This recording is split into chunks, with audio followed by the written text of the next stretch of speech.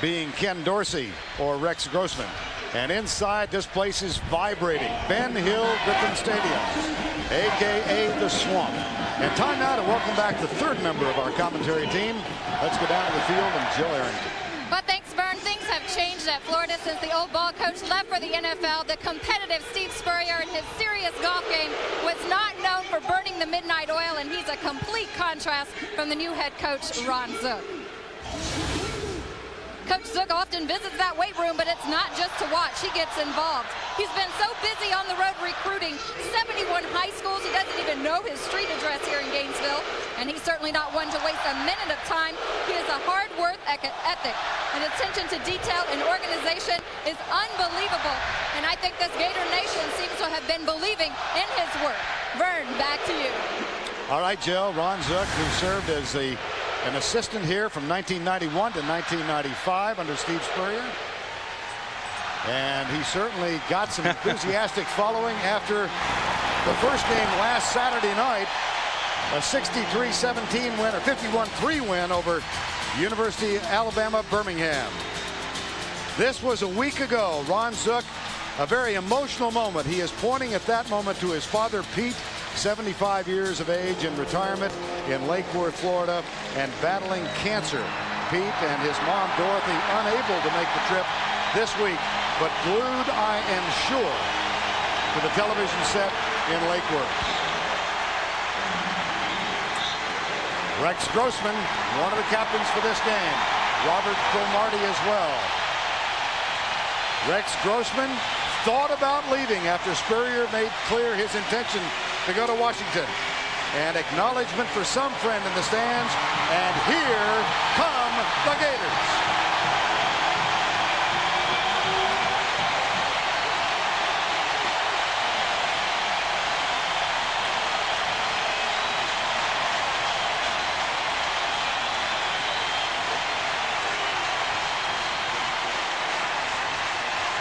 There's nothing much like the feeling of coming out of a tunnel for a game like this. Doesn't matter if you're a senior or a freshman, you never get tired of it.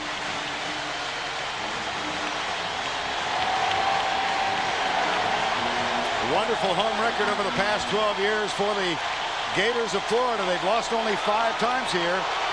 And right behind them, ranked number 1 in the country, the Hurricanes of Miami.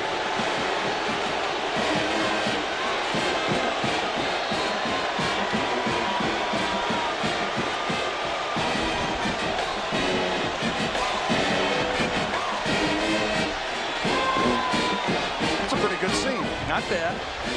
Kickoff when we return. So you've got access to 225 channels and all the football you can watch. It's awesome. Hey, you want a soda? Sure. Okay, Mike. Just throw a short pass right at his chest. No, run it. There's a hole to the right of the coffee table. Mike, don't run it. Throw it. He's wide open. No, run it. Throw it now. Go. Mike, throw it. Throw it, Mike. Okay, NFL Sunday Ticket on DirecTV. Up to 14 regular season games every Sunday, and it's not on cable. Now get our best programming package free for 4 months. Triple X is pure, glorious fun. You won't want to miss this one. Triple X. Rated PG-13. Now playing.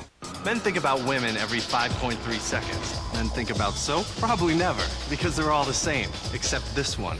High-endurance deodorant soap made just for guys. Maybe now women will think about you every 5.3 seconds. From Old Spice.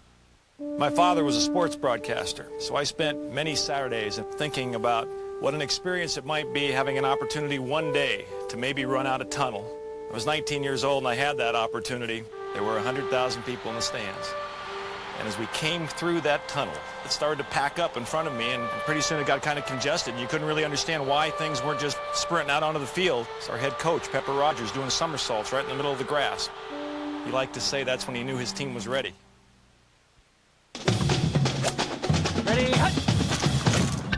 Tiger Stadium on Saturday night is by far the loudest in the country. It actually registered as a small earthquake in the geology building. Florida State University, home of my Seminoles, #1 team in the country. I love Georgia football. I've grown up around it all my life. We got Chief Osceola, we got Renegade the horse, we got the Flamin' Spear. 80,000 streaming fans firing you up, being between the hedges. Hot Buddha and cold couscous. Come on, Tigers, and push, push, push.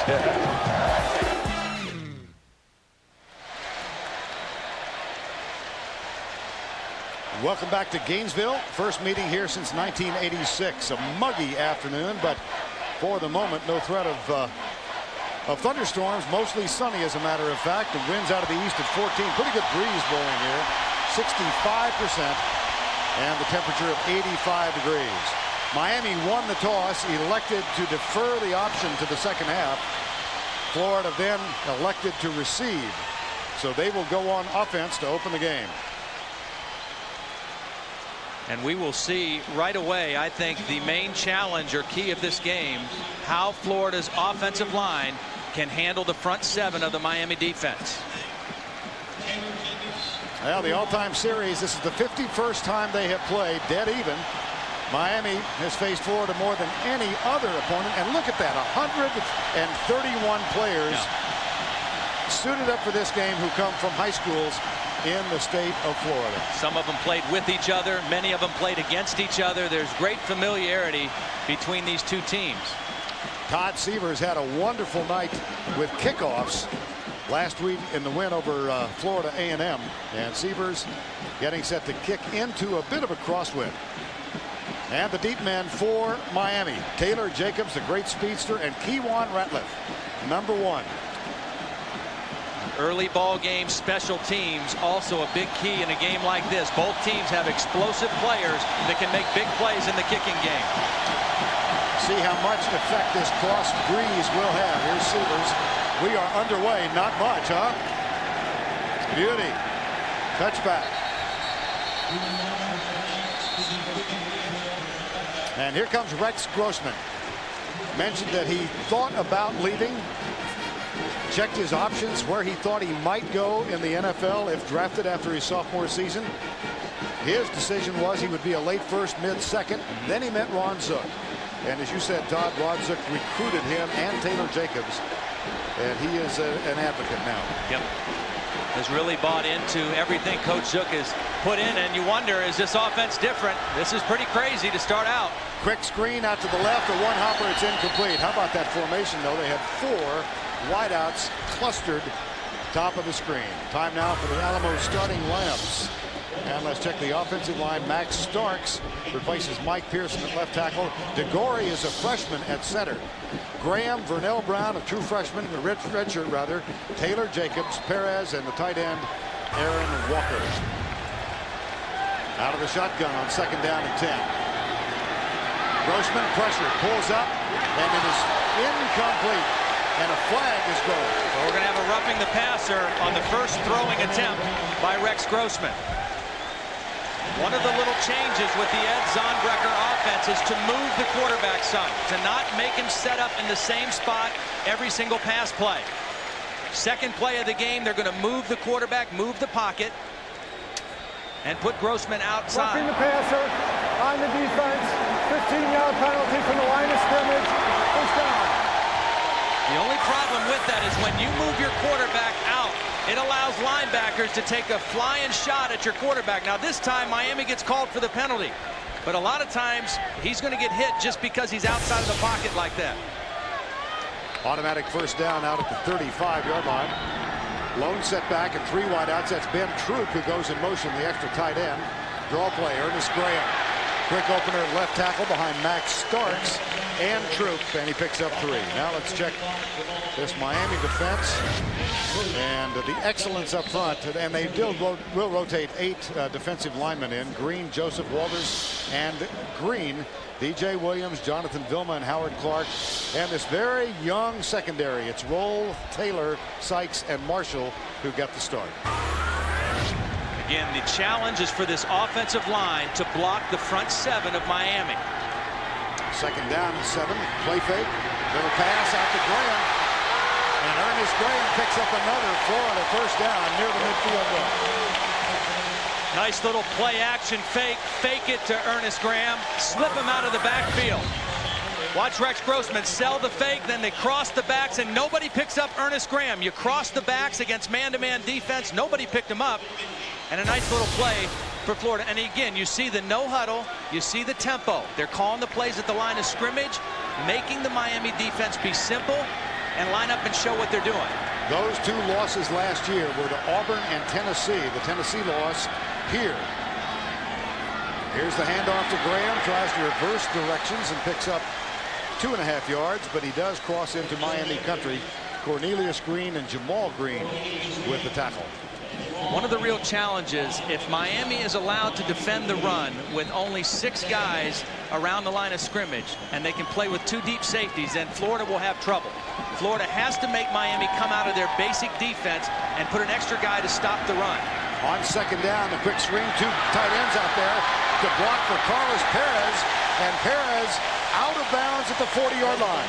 Interesting formation. He split Aaron Walker and Ben Troop. Well, and we've seen a variety of formations already in this first possession. There's a triple stack. You got 2 tight ends out there as lead blockers. It's just a little screen throw to Carlos Perez. And again, a young secondary on the Miami defense. Throw a lot at him early. Give him a lot of different things to look at in this opening possession. Nice job by Rex Grossman running the show out there. There's the stretch. First down.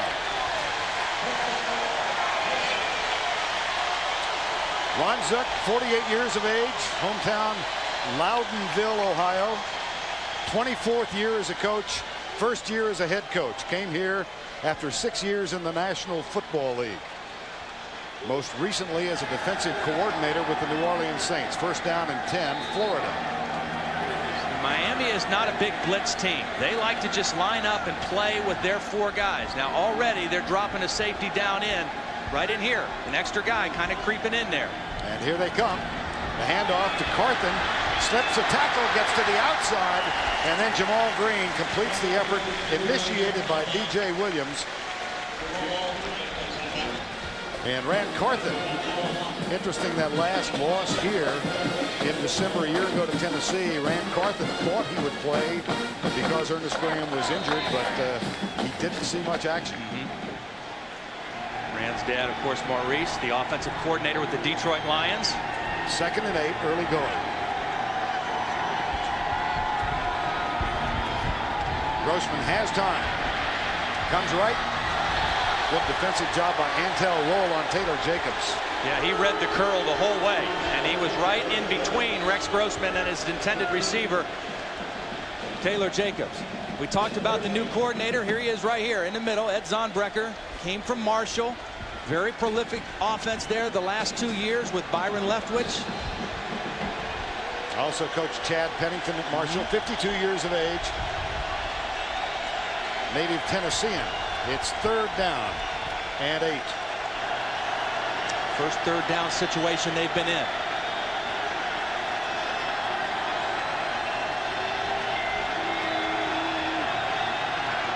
Four-man rush for Miami. Grossman steps up, goes down to his tackle, right down the middle of Aaron Walker. Rex Grossman telling us yesterday, I think Aaron Walker will have a big afternoon. Well, that's because, number one, Taylor Jacobs is going to draw a lot of attention.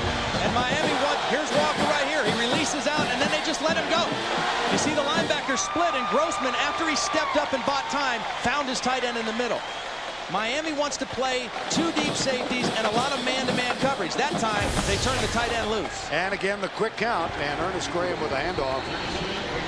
Gets inside the 14 to the 13-yard line. Now Graham with 182 yards in the opening game against UAB last week. You think an early key here is their success running? They have to establish some effectiveness running. They don't have to put up huge numbers running, but they've got to do enough to make Miami change what they like to do basically. Get them out of that standard 2 deep man under coverage.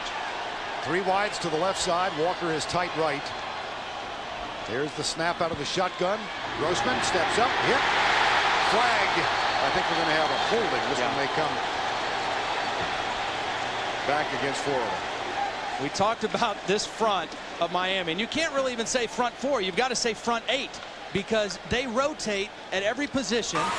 They do it individually. Watch these four guys, the penetration, the quick push up the side. Nice rush on the outside. That was Jerome McDougal, who didn't play last week. One of the best pass rushers on that Miami defense, but they rotate guys so much, they keep fresh legs going at you all through the game. Now the idea for defensive coordinator Randy Shannon is to bring in fresh men in the defensive line after 8 to 12 plays.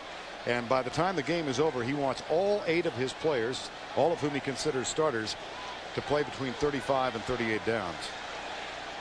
This is Jonathan Vilma, who is chatting it over with the referee.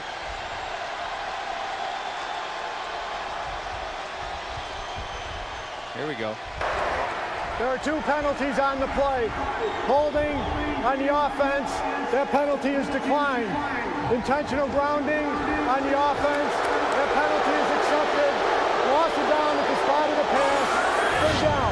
The reason this is a penalty is because Rex Grossman never got outside of the tackle box when he threw it away. You're allowed to throw it away as long as you get outside of the offensive tackle. And he was still in that zone when he threw the football away. Now 3rd and 17. Opening drive of the ball game. Florida now at the 21. 3-man rush. Grossman slips, lobs it out, intercepted. No, incomplete. We've seen 2 helmets popped off already in the game. Aaron Walker had his knocked off on his catch, and Rex Grossman just got his removed from his head. And that was a funny looking play. This didn't look good. Nothing opened up quickly for Rex Grossman. He almost fell down on his own and then took a shot with his helmet coming off. And again, you see the athleticism. A defensive lineman, Cornelius Green, or actually Andrew Williams, almost getting the pick. Here's Matt Leach, 38-yard field goal attempt will not be good.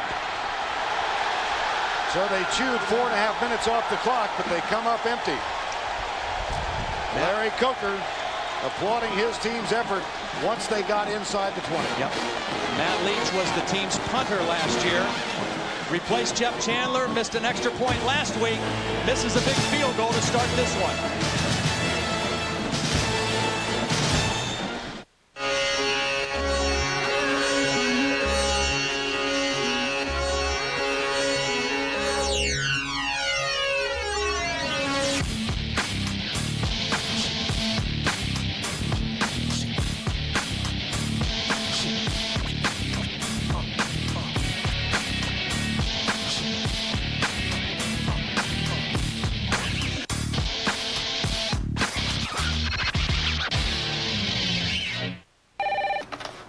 Hello. Hi.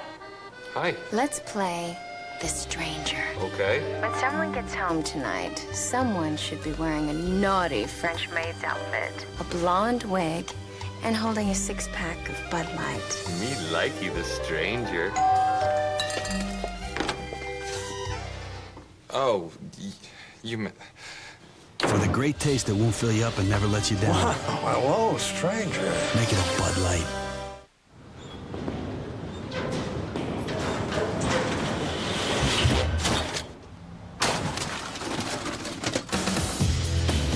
Say goodbye to machines taking up valuable office space and tap into the Kinko's network. Oh! Oh my, I'll save you, I'm coming in!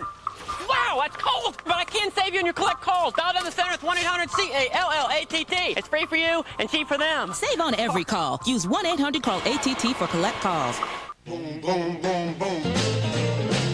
You knocked me out right off of my feet. Take you home with me, put you in my house. Boom, boom, boom, boom. Pow, pow, pow, pow. I like it like that. Loose. I'm born loose.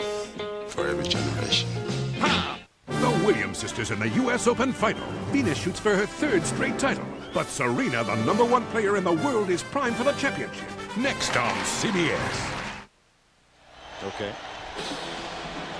11:22 to go, opening quarter. First offensive set now for Ken Dorsey and the Miami Hurricanes.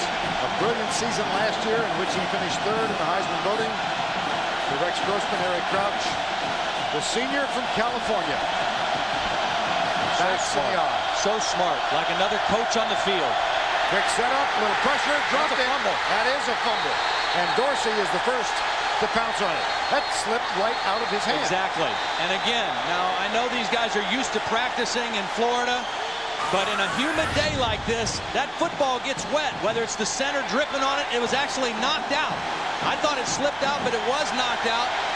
Bam Morris, one of the senior linebackers, got a little fingertip on it and enough to knock it loose. And Dorsey alertly falls on it.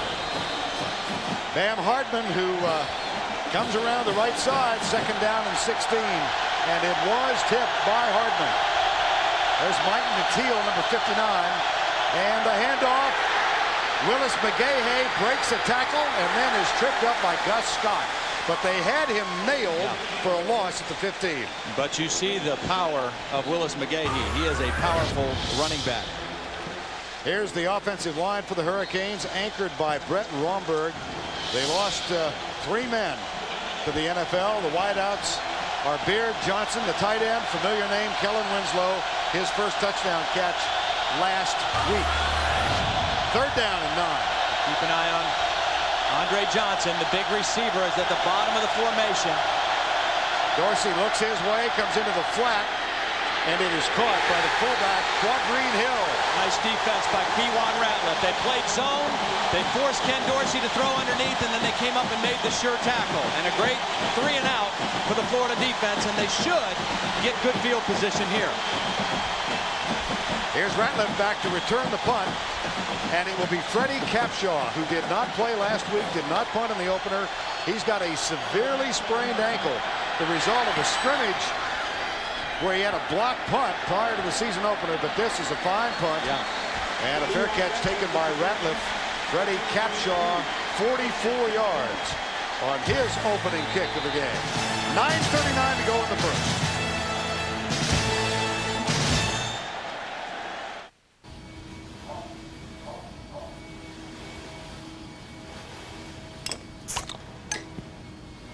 Now enjoy Guinness anywhere. Authentic Guinness draft in a bottle. Miami beats Minnesota in ice hockey. North Dakota wins National Surfing Championship. Nebraska drops football for badminton. Just a reminder from Olympus Cameras, nothing's impossible.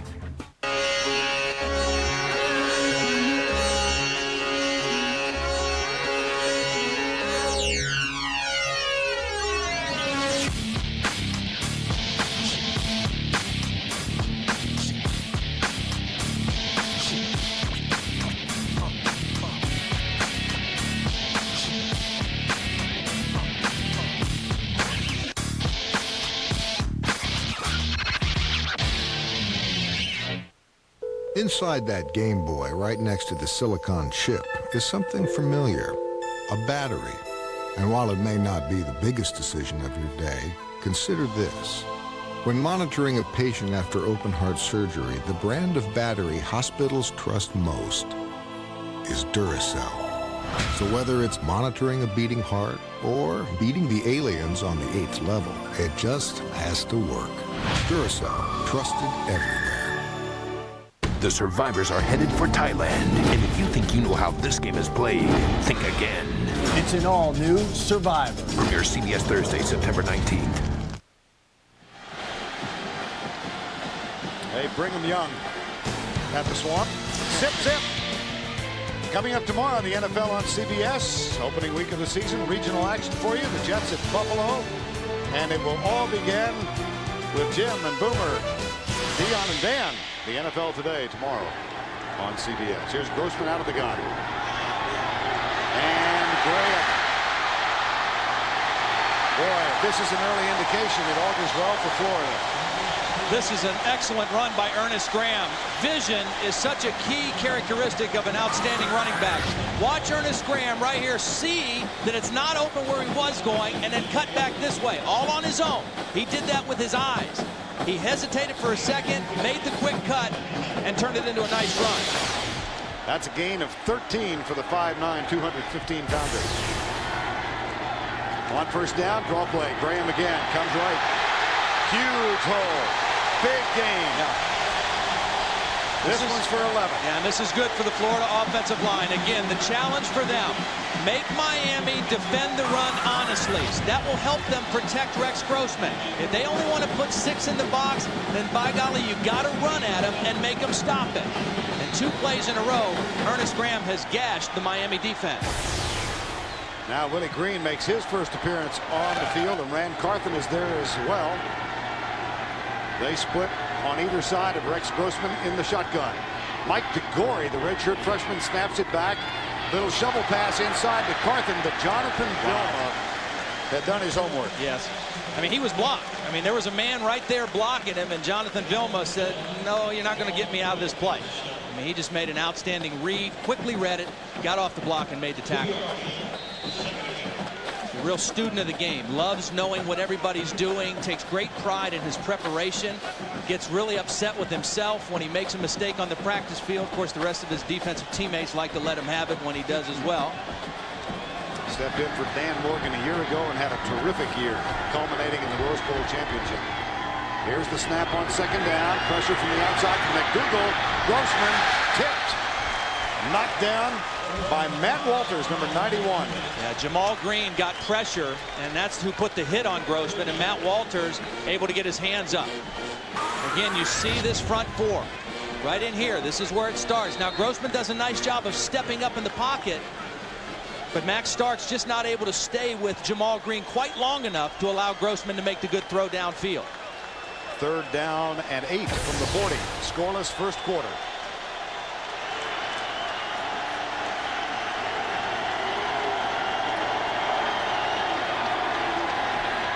Grossman pressured again.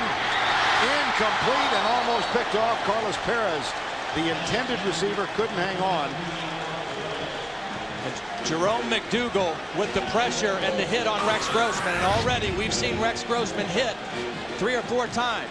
Pretty good throw under pressure. I mean, you can't throw it much better than that when you're getting hit like this. Jerome McDougal right into the body of Rex Grossman.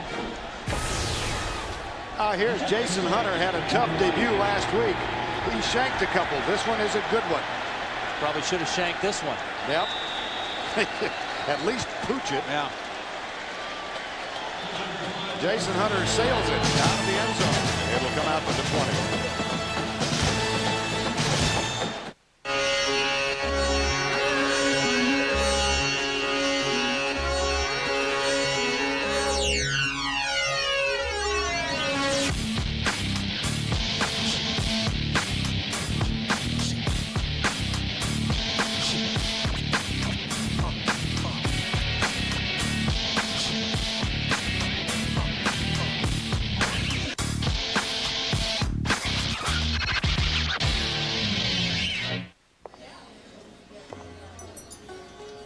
Come on, hon, just tell me what soaps you want. This isn't really my kind of place. Dad, I told you, lilac. Lilac? Just use the stuff I got at the hotel. Dad. That's Nextel, right? Yeah, it's... And the chamomile, too, and honeysuckle. How about just some soap-scented soap? It's that cell phone with the walkie-talkie, right? Yeah. So cool. You should do their commercials. Commercials? I want to be a serious actress.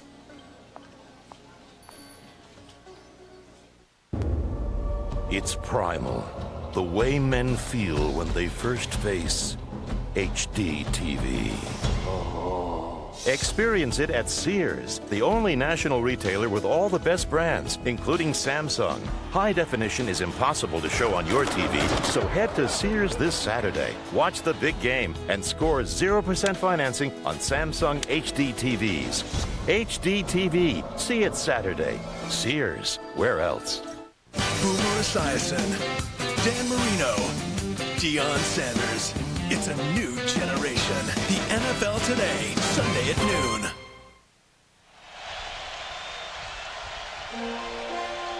Coming up later, an all-women's American women's final. Serena Williams against her sister Venus Williams. Women's final of the U.S. Open. Prime time after our ball game is concluded. Miami with a 2 tight end offense now, a running set. Dorsey fakes the reverse. This one went for a touchdown last week against Florida A&M when he handed it off to Roscoe Parrish. This time the give goes to McGahee. The Florida Gator defensive line. Arpez roll started. Clint Mitchell is in there now. The linebackers Hardman, Matt Ferrier, Mike Mateel. And in the secondary, Ratliff Johnson, Gus Scott, and Robert Cromartie. New defensive coordinator John Thompson came from Arkansas. You'll see a lot of movement around, different looks by this Florida defense, trying to confuse Ken Dorsey. Draw play. Got him behind the line. Clint Mitchell. Interesting story. Missed all but 2 games a year ago because of 2 separate suspensions. Sat out last week to continue it. Has a hard time staying on the field, but when he's on the field, he has a great motor. I mean, he just goes hard. He doesn't always know exactly where he's supposed to go, but he goes hard whatever he's doing. Loss of 2, 3rd and 8.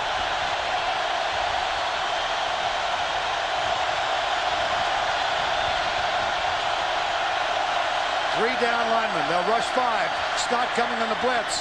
It's caught by Ethnic Sands, and he reverses himself and gets around Robert Cromartie. Yeah.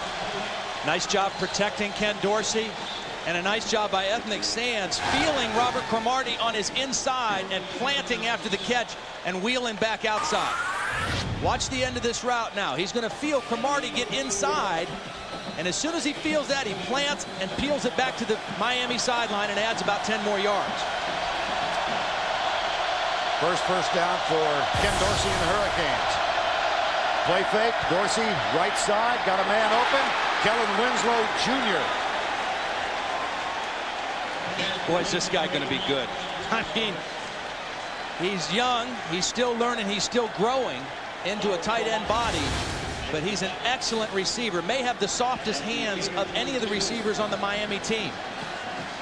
Of course, his dad, the great Hall of Famer with the San Diego Chargers, who did not allow his son to play football until relatively late in his life, taught him chess first. Play fake again. Dorsey a lot of time behind the intended receiver, Winslow, who was alone at the 25. That'll bring up a 2nd down. Now Butch Davis deciding at a late time to go on to the Cleveland Browns, and Larry Coker, 30-year overnight sensation. Great coach. I mean, he really is. You know, and I think unfairly a little bit, everybody said last year he won the championship with Butch's players. It was Butch's team, but they had 2 tough road wins at BC and Virginia Tech that he had to keep that team together in the 4th quarter. Flags. Looks like it might be a delay.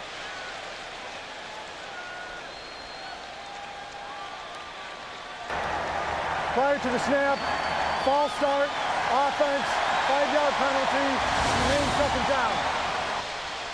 Yeah, Howard Schnellenberger, the coach from 79 to 83. They won a title in 81. Jimmy Johnson led them to a title in 1987. Dennis Erickson in both 89 and 91. Butch Davis was there 95 through 2000, and then gave way to Larry Coker. Quick flip over the head of Kevin Beard, number 9. And that brings up a 3rd and 15. I talked about John Thompson's defense and all the movement. I really like the way that Philip Fulmer described a John Thompson defense. He said it's like a bucket full of minnows, which means, translated, frenetic, unpredictable movement. There's John Thompson right there calling the signals. Came from Arkansas. He said he had his dream job at Arkansas, but was swayed strongly by Ron Zook at Florida. Got the call in Florida in February. 3rd down and 15. Play fake. Here comes the blitz. They find McGahee, and he works inside the 40, but that will be short of the 1st down. Tough to make up that amount of yardage on a 3rd down play. There's John Thompson, 46 years of age, said he waited 20 years to get his dream job, which was defensive coordinator in his home state in Fayetteville. And then Ron Zook called him in February, said they'd never met. And Zook came in on a Florida plane to bring John back to Gainesville to talk about it. John said, not that I was easy, but I made up my mind before the plane landed. 53-yard field goal, Sievers. That's got plenty of leg. It's good!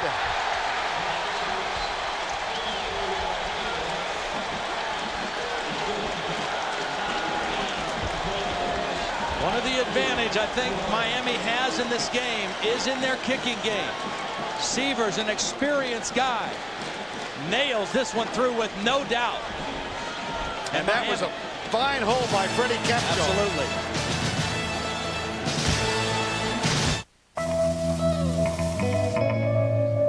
You've been shopping for silly. Team to run down there. And anytime you can stop a team inside the 15-yard line with a defense like Miami has, that is excellent work on the special teams. Remember what Ron Zook told us yesterday. He thought the most decisive factor in this game would be special teams big plays.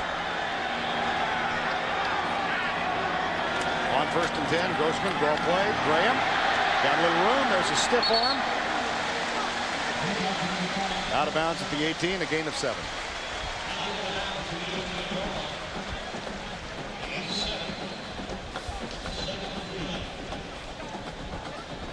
Miami's record when scoring first, pretty respectable. Yep. And it's 2nd down and 3. Gators. They moved the ball well in their first 2 possessions, but a missed field goal, and this time on Andrew Williams comes through and makes the tackle of Ernest Graham.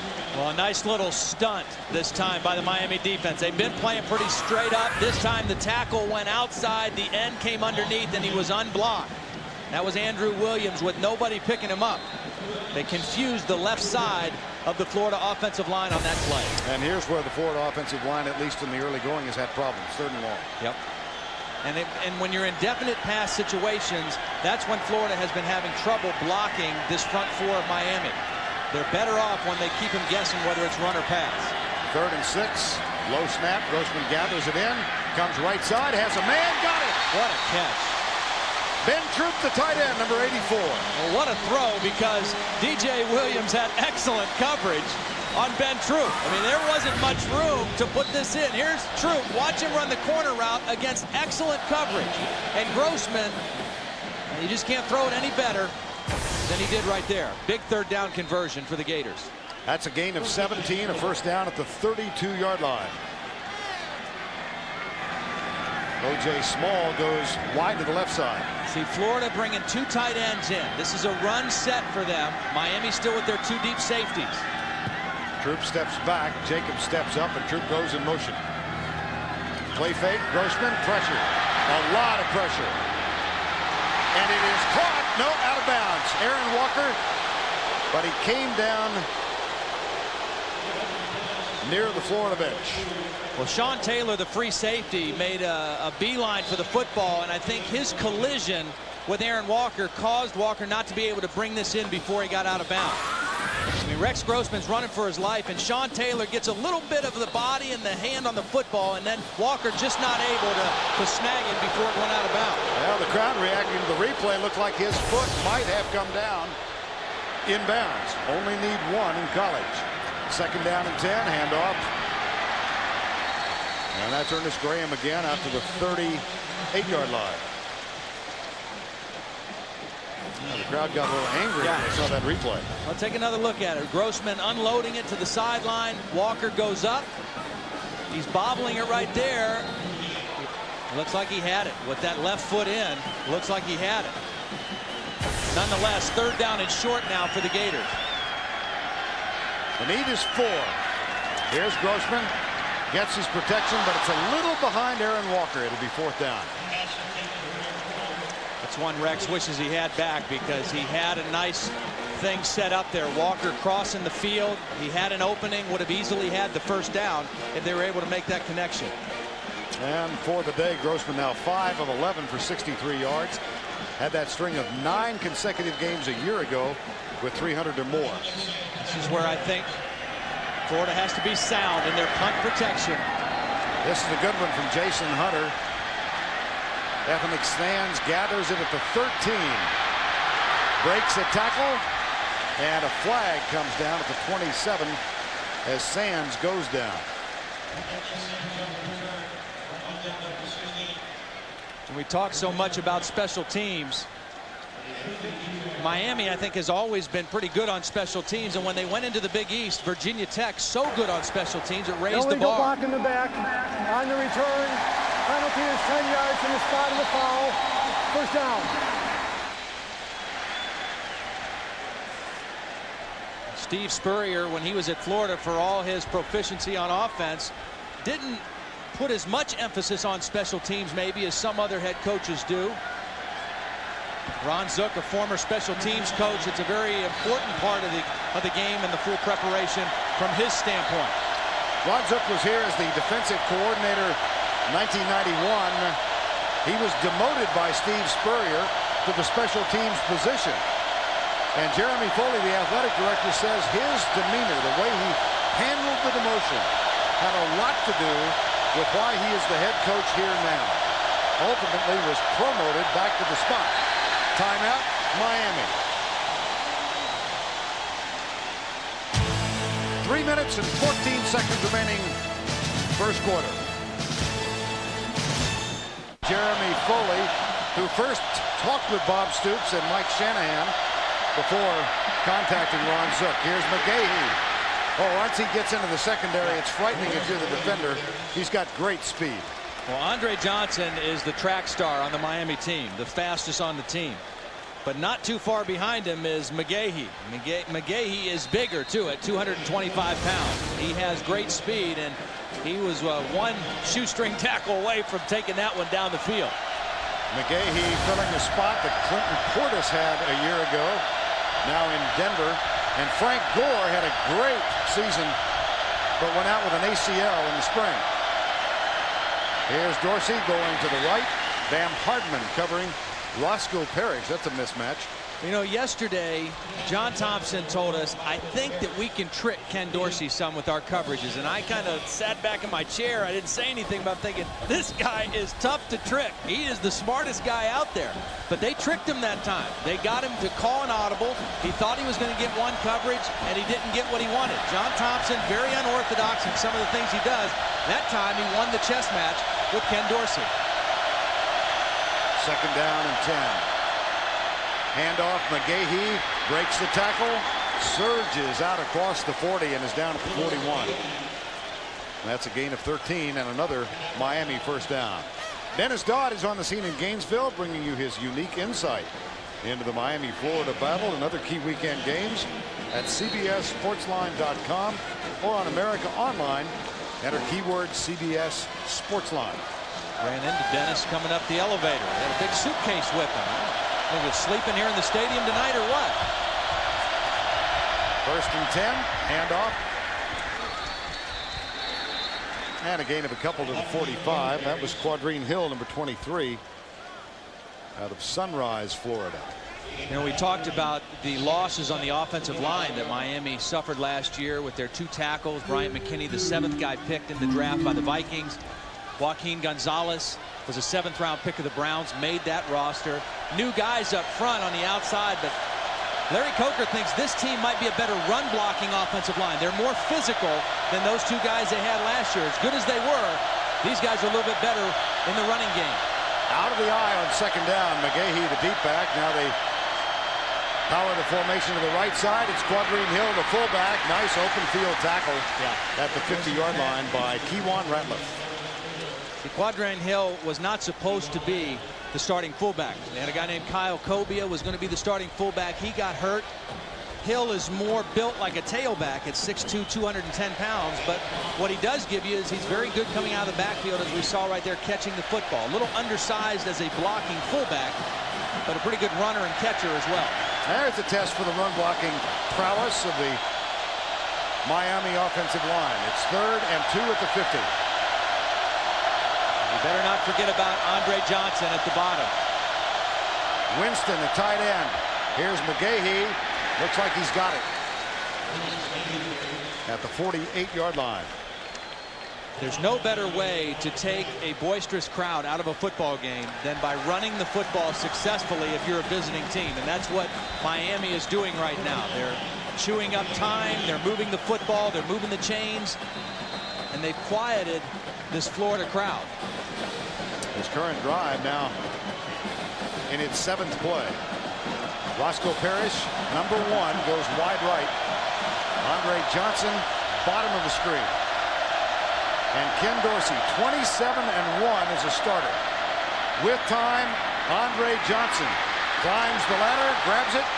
First down, Miami at the 26. Too much cushion given by Kewan Ratliff. I mean, you got to respect Andre Johnson, but you've got to be up a little bit tighter than that. I mean, this is too easy for Ken Dorsey. Single coverage. Look at the cushion. You don't even see Kewan Ratliff in the picture. He's respecting the speed too much, and then he still doesn't make the quick tackle. He's got to get up there and be a little bit closer to Andre Johnson. He's a good cover corner.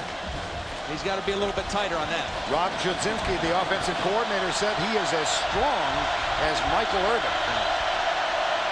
He's an impressive-looking wideout. Parrish and Geathers are on the field together.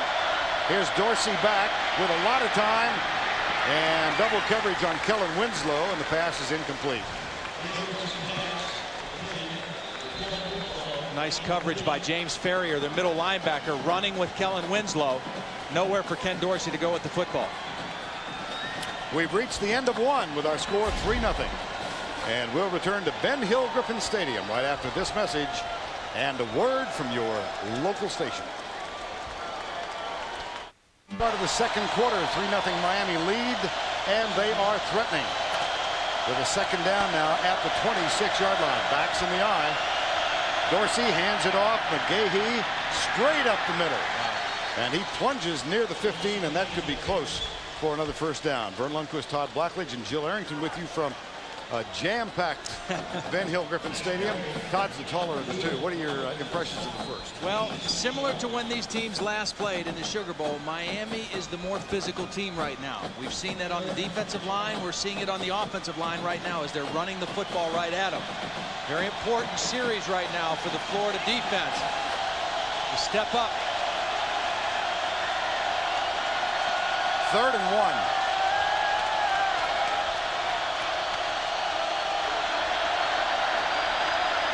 They'll throw it. Right side, caught by Johnson, 1st and goal. There is a flag down on the opposite side of the formation. I think what the Miami thinking there is this is 2-down territory. If they don't make this, delay a game on Miami. So negate the easy conversion. You see, the other thing that's happening, because they're running so successfully, it's really put the Florida defense on their heels a little bit in terms of rushing Ken Dorsey. The Florida defense is not bothering Ken Dorsey nearly as much as the Miami defense is bothering Rex Grossman. That is the 4th penalty on the Hurricanes. 3rd and 6. Johnson goes wide left. Sands and Parrish come to the right side. 3-man front for the Gators. They bring 4. Dorsey got a man, incomplete in the end zone for Ethnic Sands. Miami did a nice job of picking up the blitz. They came with a safety blitz, and Willis McGahee was there to protect his quarterback, but Ken Dorsey not able to make the connection. Take a look. It's coming in from here, and there's McGahee. He's picked up the blitz. He does his job. That allows Ken Dorsey to be in the pocket and make the throw, just not able to connect.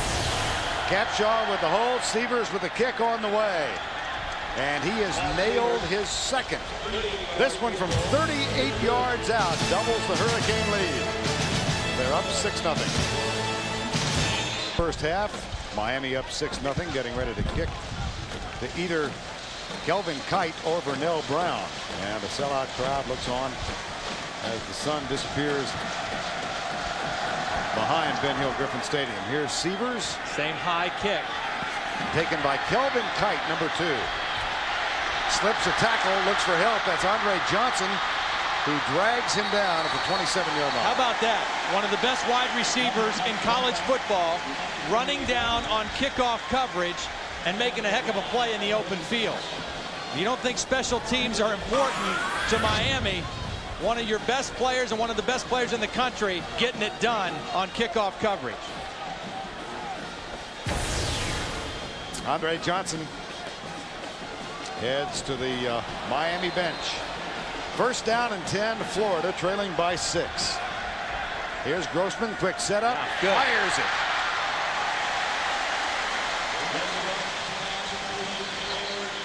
Taylor Jacobs, his first catch of the game. He set a career Florida record with 246 last week. And time now for the Aflac trivia question. Who is the only player to letter in football at both Miami and Florida? I'm a little disappointed we don't have our duck here in the booth. Where is the duck? My man Bert Fleming. I think he's responsible for the missing duck.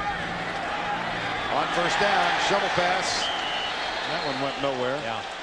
I like the first down throw to Taylor Jacobs because in the third down passing situations, they're having trouble protecting Rex. You got to throw it more when it's a run pass threat and get that guy involved in the game, Taylor Jacobs. Taylor Jacobs was the third option last year behind Jabbar Gaffney and Rashay Caldwell. And he is far and away the lead man in the offensive scheme now when the passing game is considered. Second down and 10. There's a stunt defensively. Grossman has time. Down the middle, intercepted. Picked off by Antrell Roll. And Antrell Roll is on one. There's a flag down. Roll finally captured at the 20-yard line.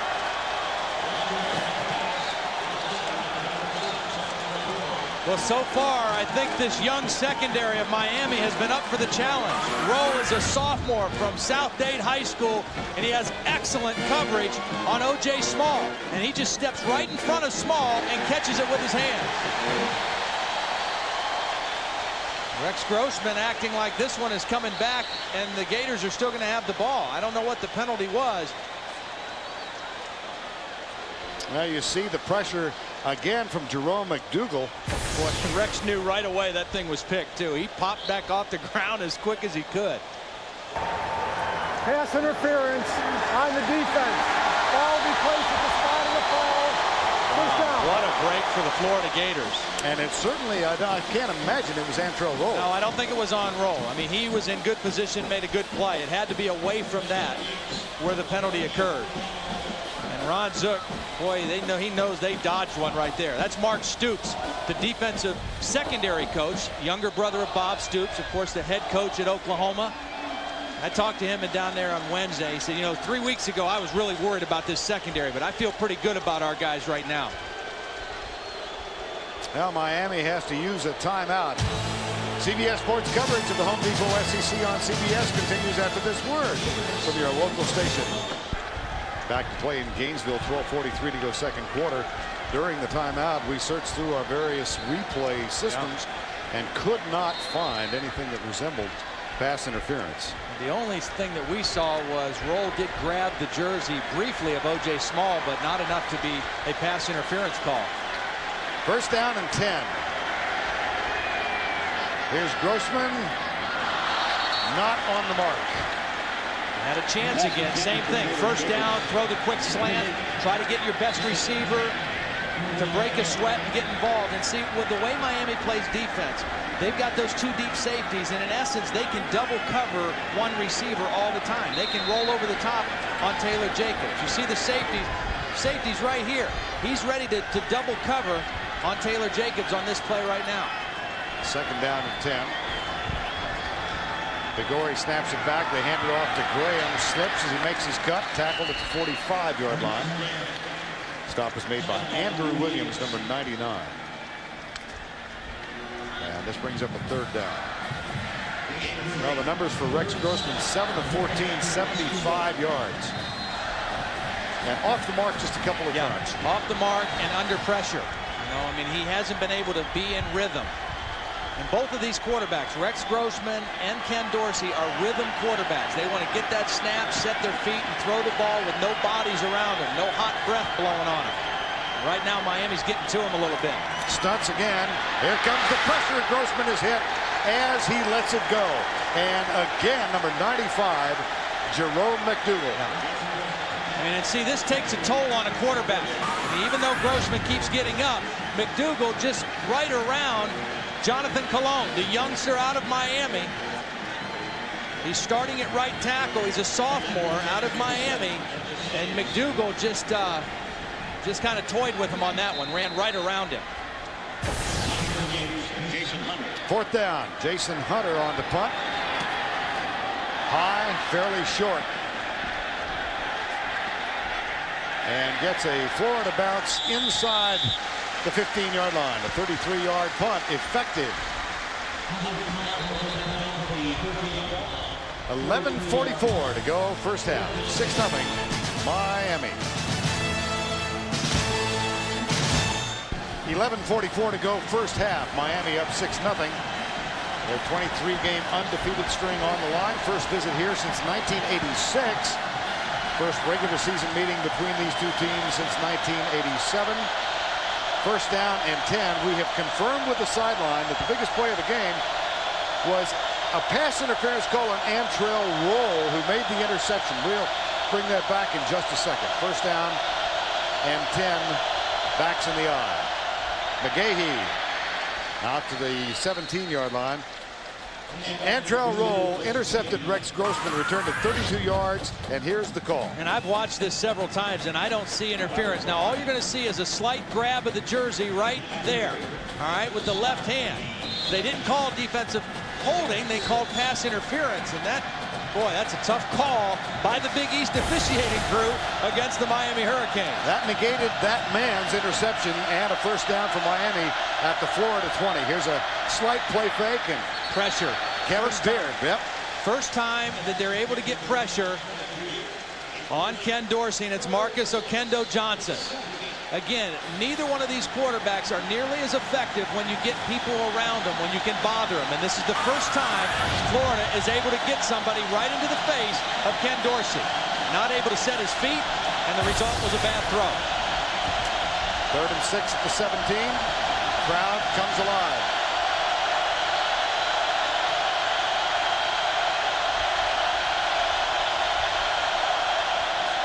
Pressure from the outside. Dorsey steps up, pulls back, finds the receiver open, Andre Johnson, but it's incomplete. See, he had to move his feet. When he moves his feet, he's not nearly as accurate. It was interesting talking to Ron Zook yesterday. He said, you know, when I was at New Orleans and we played the St. Louis Rams, nobody was better in the NFL than Kurt Warner. But when he had to move his feet and when we could bother him, he wasn't nearly as good. Same thing true for Ken Dorsey.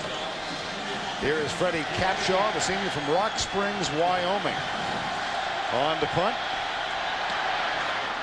Kewan Ratliff awaits it. Fair catch called, and the ball taken at the 46-yard line. 37-yard punt. Nothing on the return. And by far the biggest play of the game thus far, a negated pass interception. First half of the Gators of Florida. They've got a first down and 10 at their own 47-yard line. Before this full house at the Swamp.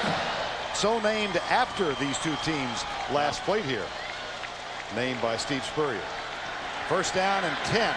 Big series for Florida. They've got good field position. They've got to do something here with the football. Quick setup. Little fade pattern. Taylor Jacobs out of the tackle. Then Jennings makes the stop inside the 40. Maurice Sykes was trying to help him. Really nice call by Ed Zonbrecker. They've tried to run slant. This time they fake in and go out, and Jennings was frozen with the pump fake. Excellent call by Ed Zonbrecker in that timeout. Run the slant, now fake the slant, and get outside on the fade, and they get a first down. And the first down comes at the 38-yard line. Grossman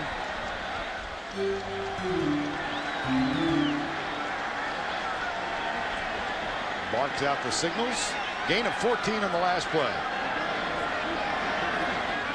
Now a little half roll. Looks back to his left. Flag is down on the far side. The pass incomplete.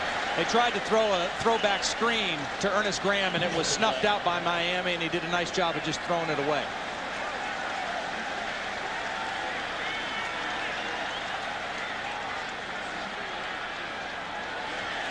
That would cost Miami 5.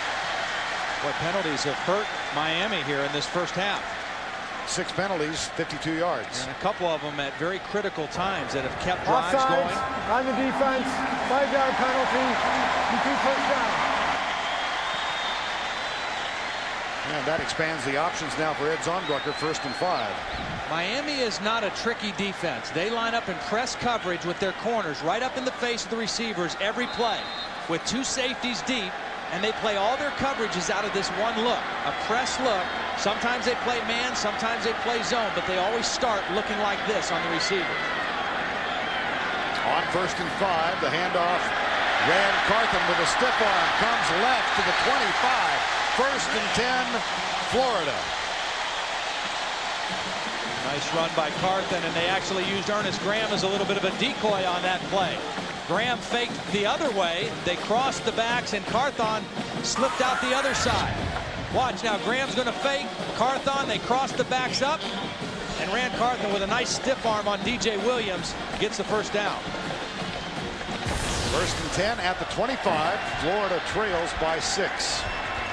Ben Troop is the man in motion, and somebody moved in that offensive line. Aaron Walker, the tight end, the other tight end, was in a down position and started early. Prior to the snap, false start, offense, 5-yard penalty, remains first down. Well, momentum killer. You know, you got things going. You've made a couple first downs. You got the Miami defense on their heels a little bit. Now you get behind the chains here on 1st and 15. Just inside the 30-yard line.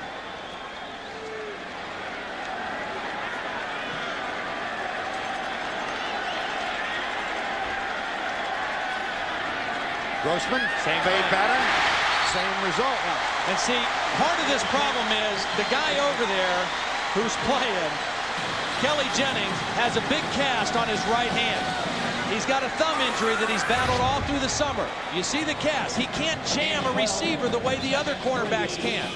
He's a little tentative putting that hand on the receiver, and they did the same thing. Fake the slant in and break it outside. 2nd down and 4 after the gain of 6. Graham gets the give, has an opening, surges for the goal line, touchdown, Florida.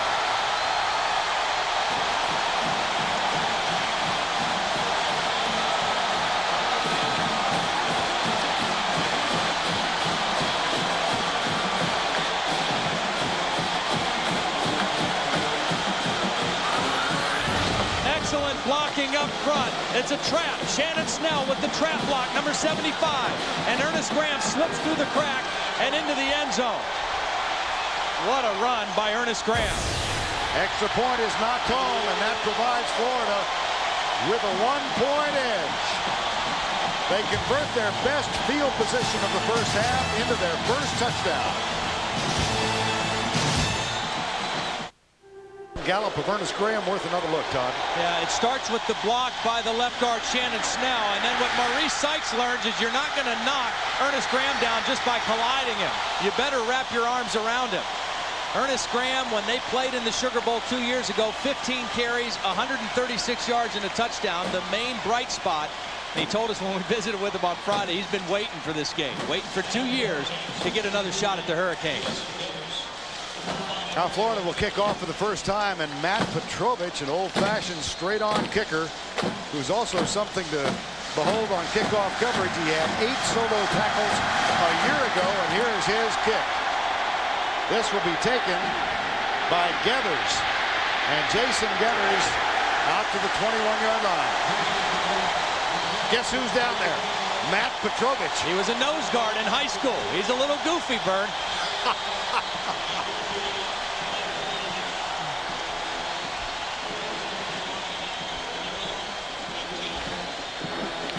Well, time now to answer the trivia question. The only player to letter in football at both Miami and Florida.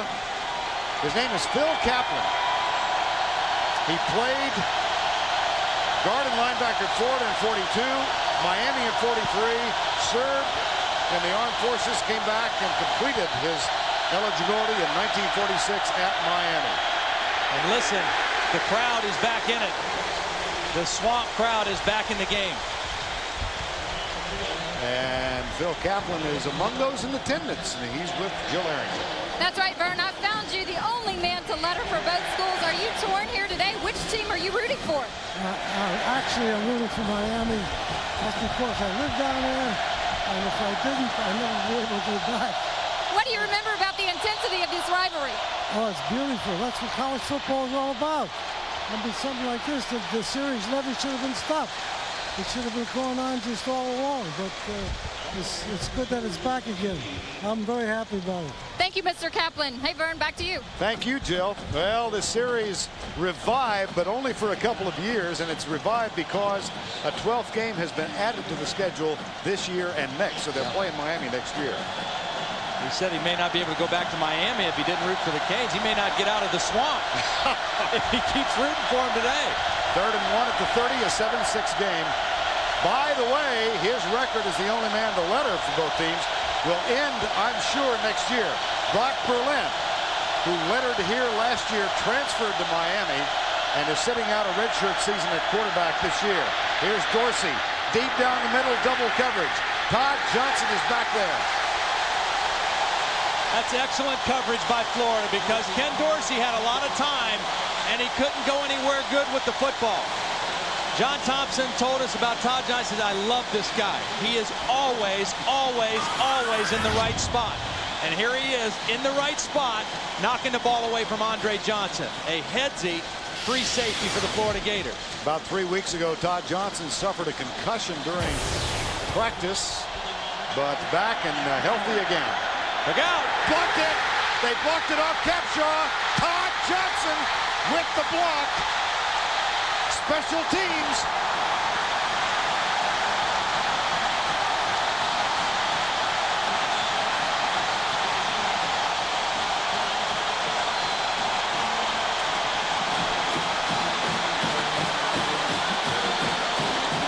When Ron Zook was demoted as the defensive coordinator and made the special teams coach, they became one of the best special teams in the country. Todd Johnson just made the play on defense right up on the inside. They forced the personal protector, DJ Williams, to block somebody else. Nobody. I mean, Gus Scott wasn't blocked either. He was there for the recovery. This is excellent execution by Florida. The block and the recovery, and the Gators knocking on the door again. In 1994 and 95, while Ron Zook was the special teams coach, the Gators blocked a total of 12 kicks. Now, first down, just outside the 10.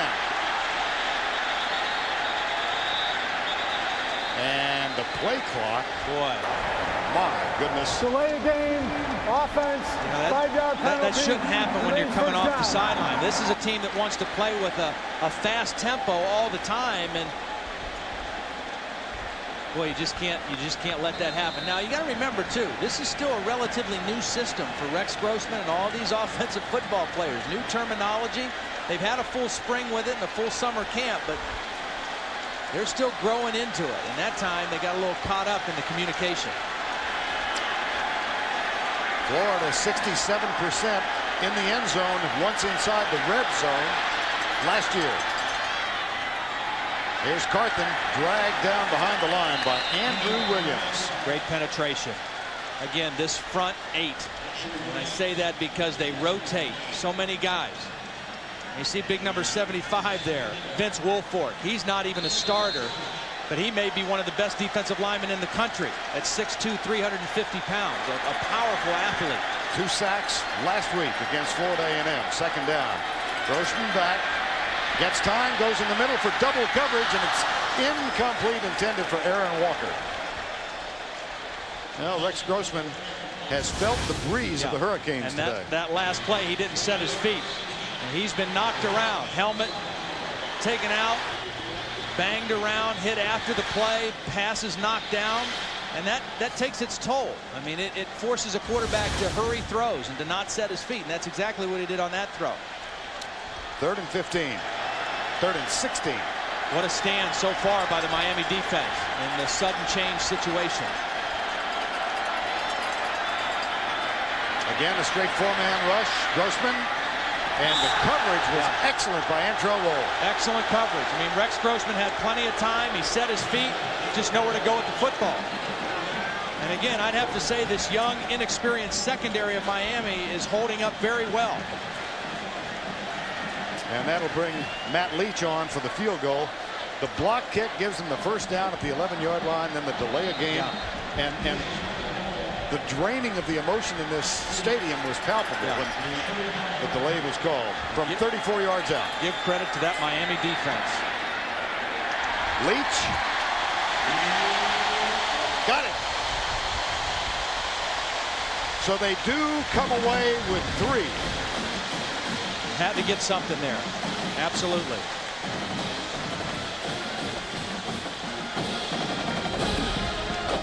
In 6 Florida this Thursday on CBS. Every 30 seconds someone disappears. You read the stories of families torn apart. Now meet the team who can find the missing and bring them home without a trace. Thursday this fall after CSI on CBS.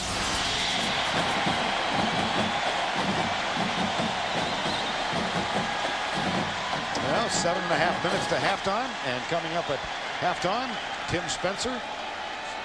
Tim and Spencer. Oh my goodness, they're preparing, getting ready for the on-camera. Cats on a hot tin roof. Yeah, they're above us. I've never known Tim to duck away from the camera.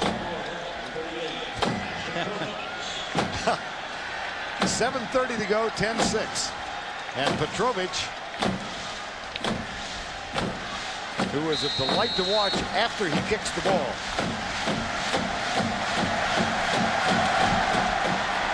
Nice kick. Touchback. Well, the series started in 1938. It was discontinued in 1987. Perhaps the most famous game, this SEC moment presented by Sonic. November 27, 1971, it became known as the Florida Flop. John Reeves was the quarterback. He was for Miami in quest of a national passing record. They wanted to get the ball back one more time to give him a chance to hit Carlos Alvarez. So the Florida players under Doug Dickey fell down, allowing Chuck Foreman to score to get the ball back.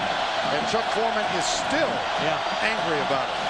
Yeah, that's, well, you don't do that. The Florida Flop. Here's Dorsey.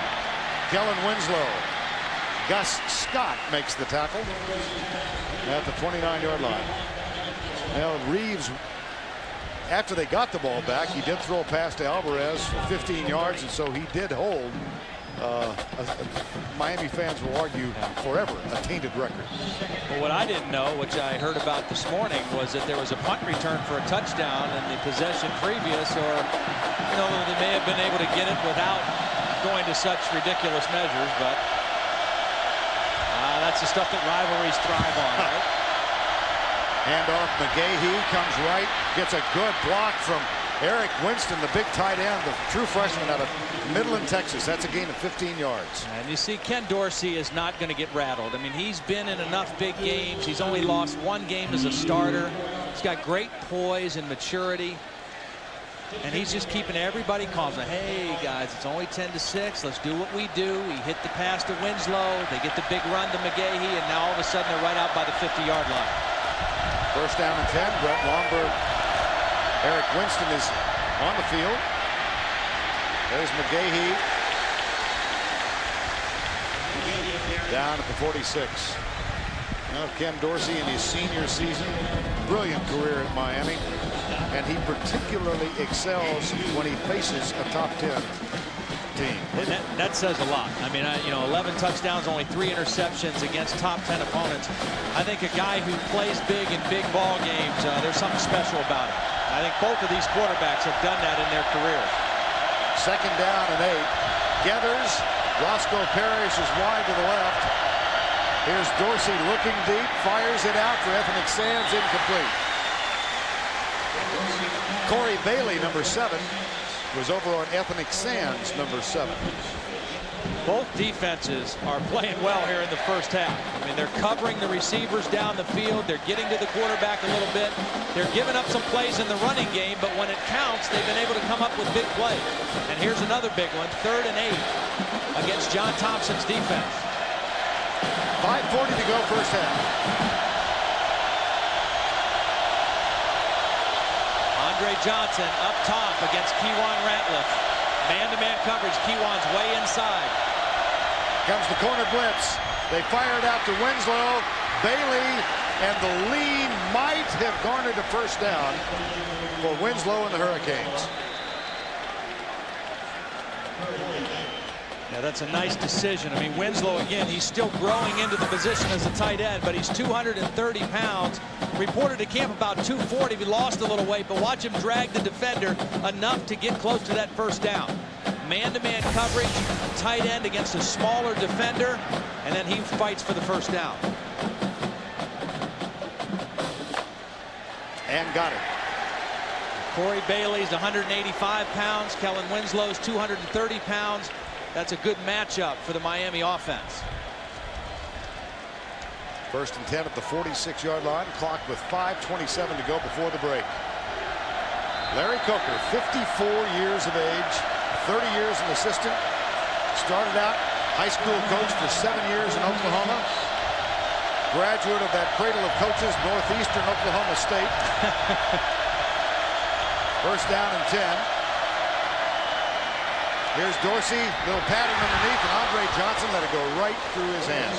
And I mentioned the cradle of coaches because Ron Zook, another career assistant until this year, did graduate from the cradle of coaches, Miami of Ohio.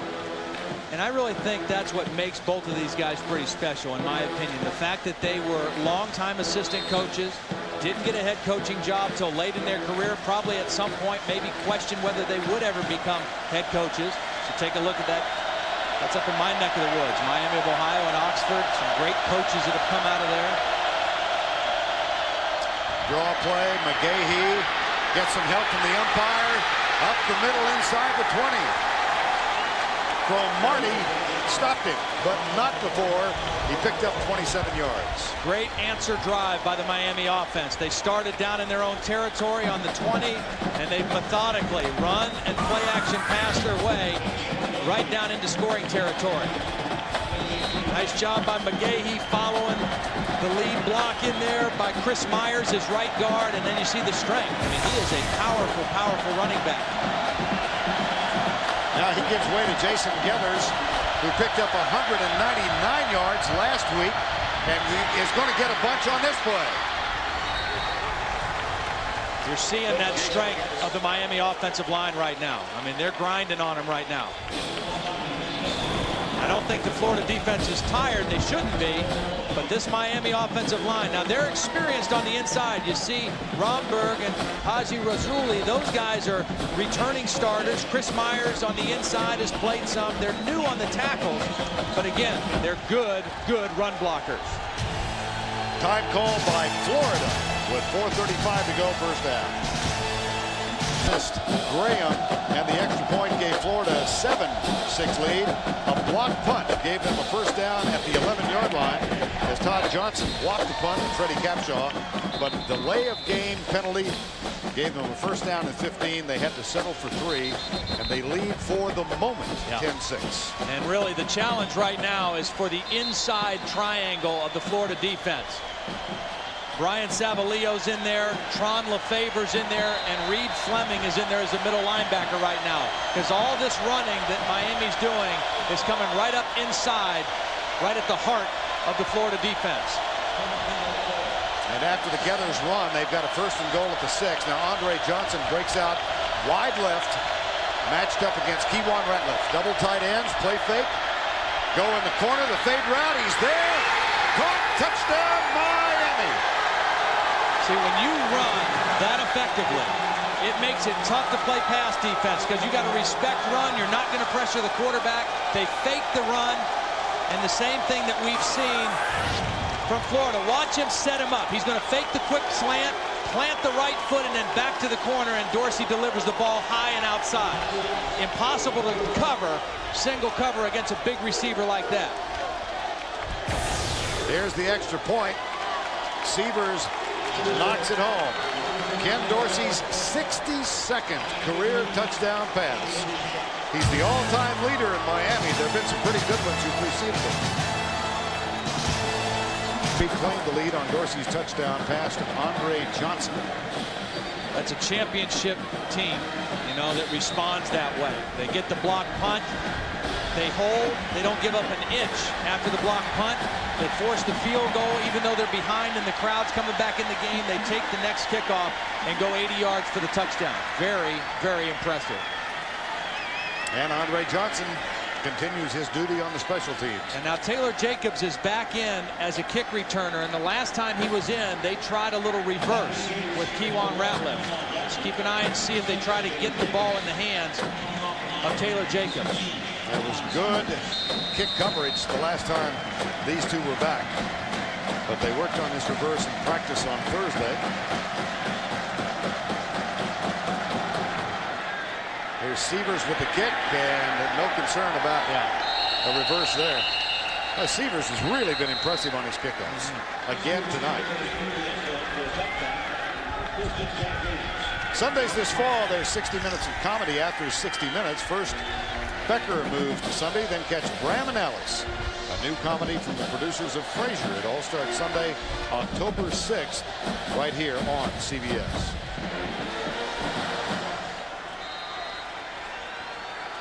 First down and 10 from the 20. Florida trails by 3.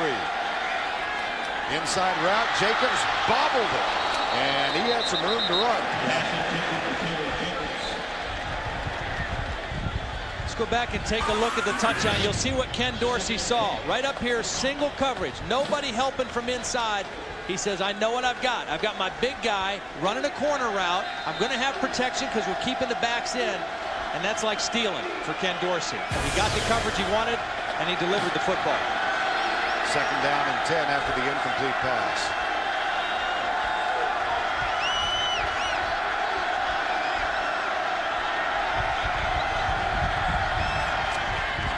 Little pitch, Graham. Jonathan Vilma is right there to stop that one.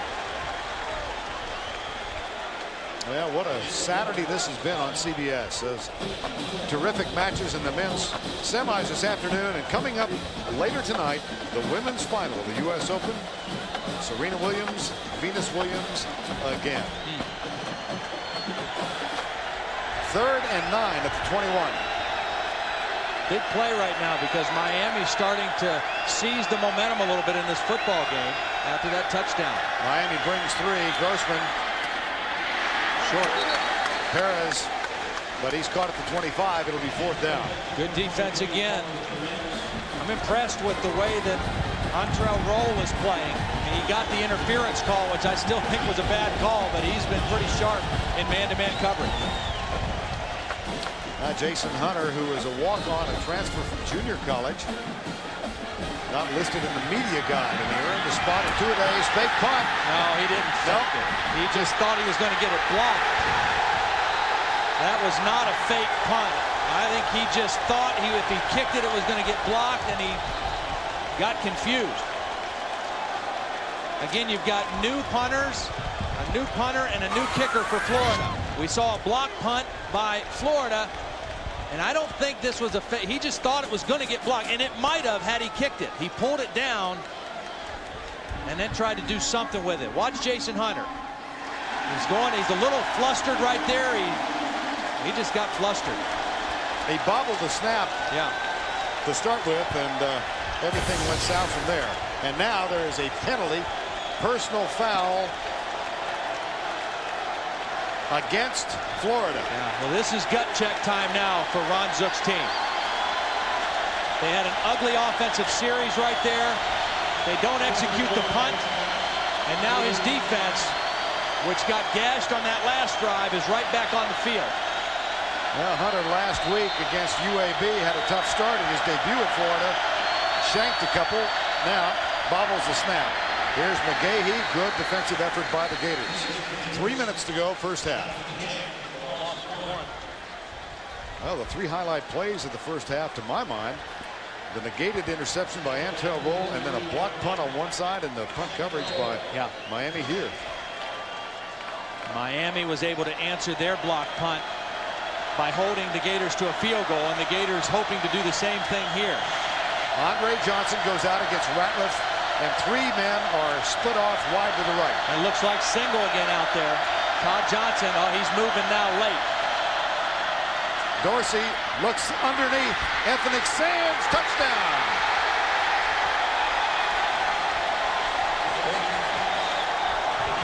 '63 career touchdowns for Ken Dorsey. Ken Dorsey saw it, boy. I tell you, he sees things quickly. and he makes quick decisions. What Ken Dorsey's going to see here, he's going to see Todd Johnson kind of cheating over to help on Andre Johnson. And by doing that, when he tries to move back to the middle, he's out of position to make a good tackle on Ethnic Sands. Sands catches it in the middle and takes it in. Extra point is up and good. Ethnic Sands, a one-time quarterback, on the receiving end of this Ken Dorsey toss. 14 Miami points in the last 2 minutes and 8 seconds. And you could just feel the momentum changing. Miami taking control after that first touchdown, and then the 3 and out by their defense, and they go right back in and score. And Ron Zook, the thing he has to be most concerned with right now, with 2:22 left in the first half, is his team is starting to get knocked around a little bit too much. They're being out physical by the Miami Hurricanes again. Here's Sievers with the kick. And again, pumps it right through the end zone. And a touchdown pass from Dorsey to Ethnic Sands, worth another look. Yeah, he did a nice job. He came off his primary target. He finds Ethnic underneath. The receiver in front of him kind of cleared out the middle, and then a nice little stutter move, faked out Todd Johnson. And Todd Johnson is an excellent player who's a good open field tackler, but that time no match for Ethnic Sands. Dorsey rests. Rex Grossman back on. Second and third in the Heisman voting last year. Eric Crouch, of course, was the winner.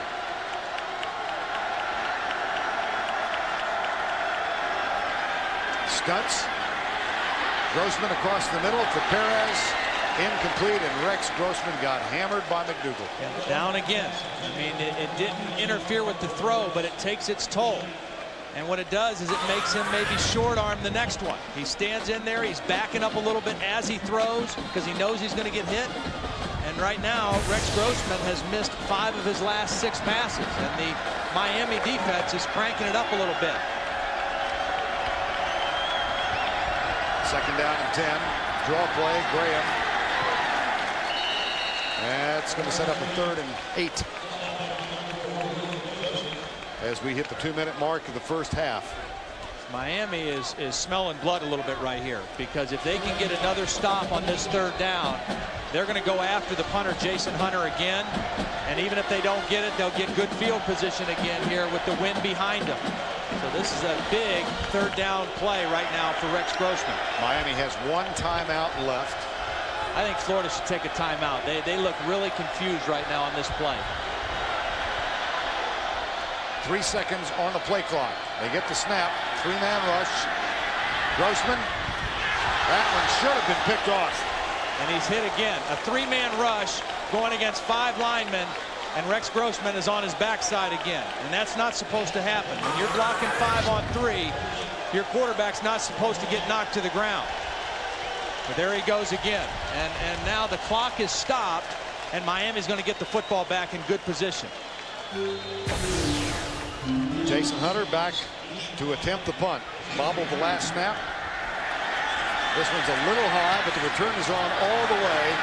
Not a particularly effective punt, but it will bounce.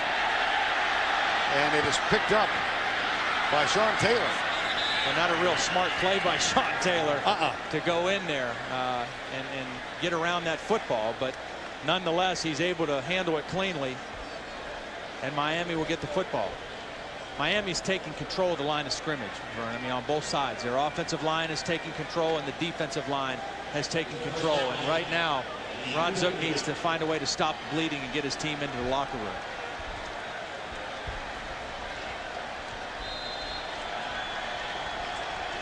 Ron Zook in his 2nd game as the head coach of the Florida Gators. When he got into coaching, made a list of top 10 goals in his life, and head coach of Florida was on that list. First down and 10. McGahee goes left, gets a good block on the corner.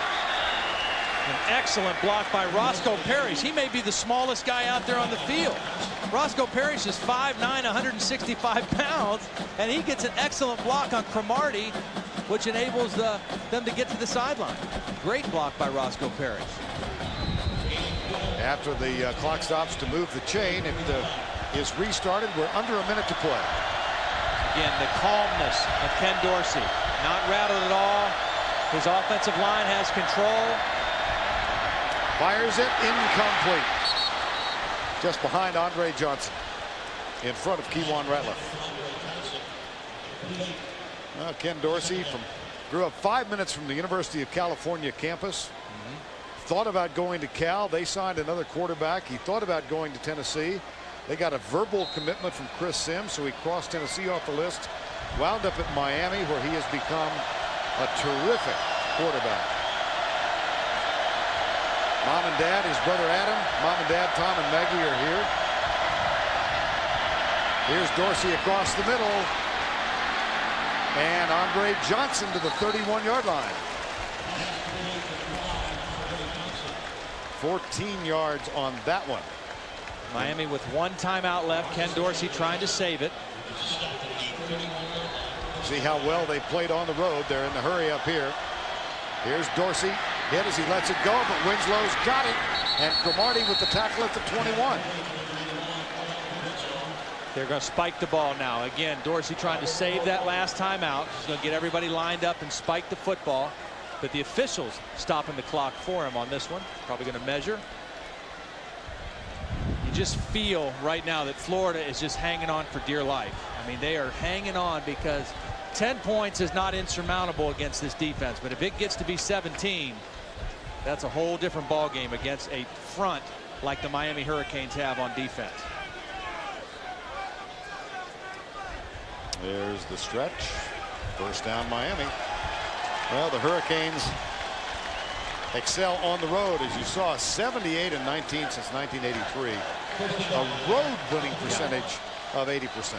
Well, they've always kind of had the mentality that they will play anybody, anywhere, at any time, and they've kind of tried to live up to that, and they've sure done that. 26 seconds to go. First and 10. Miami has one timeout remaining. Florida 2. Out of the gun. Romberg will snap it back. Dorsey will run, and he is wide open out of bounds at the 10-yard line. Another first down with 12 seconds to go. When you play man-to-man coverage and you don't expect the quarterback to scramble, nobody accounts for him. Everybody's running in coverage. Ken Dorsey sees the parting of the blue sea and takes off. And he's smart too now. He says, I'm going to get as much as I can and then get out of bounds and stop the clock. Again, saving my timeout. First and goal at the 9.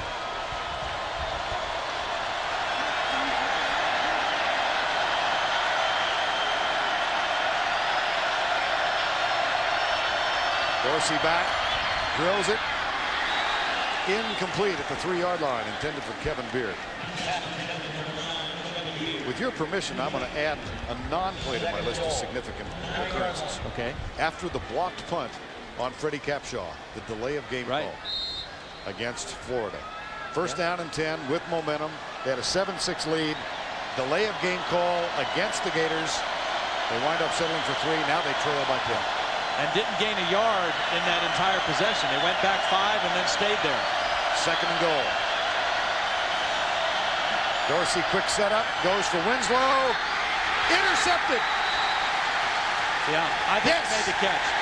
Todd Johnson did a great job of keeping his foot in bounds.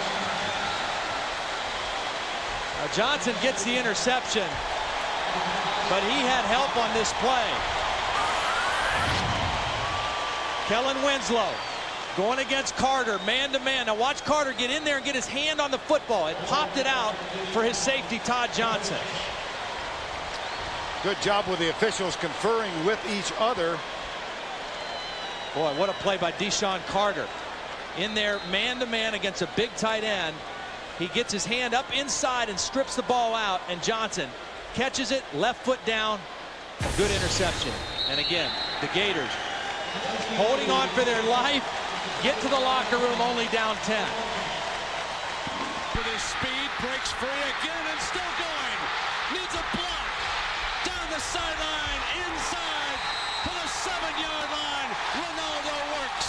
Makes perhaps the biggest play of the game. 39 Oklahoma as he came down the sideline and then crashed back across the 10. And OU will take a timeout. The second shovel pass, huge shovel pass. This time it was defended very well, at least positionally, by Alabama, but no one could come up with the tackle. And Wirtz showed that the coaches were right. He's got the fastest breakaway speed of the team, and he almost broke it away all the way. Very easy shovel pass. This should have been stopped. This should have been defense. Look at 3 guys right there that could have made this play. But he runs away from 3, cuts back, and boom, down the sideline for a huge play. And the offense will huddle up on the sideline. Remember, Oklahoma needs a touchdown. Timeout. Okay. Wirtz has given Oklahoma a shot in the arm with his speed. 2 huge plays down the stretch for number 47. And the key thing is here, Gary, we've got 2:15. And Oklahoma now has taken its second, or did Alabama take Alabama took the timeout. Alabama took that timeout. Smart timeout, I think, by Alabama to kind of rest their guys, recompose themselves. This, I mean, Alabama's got to think right now in their own mind, let's make these 8 last yards here the toughest yards and learn every one of them. Remember, Oklahoma has not been able to run the ball all game, minus 31 yards on the ground.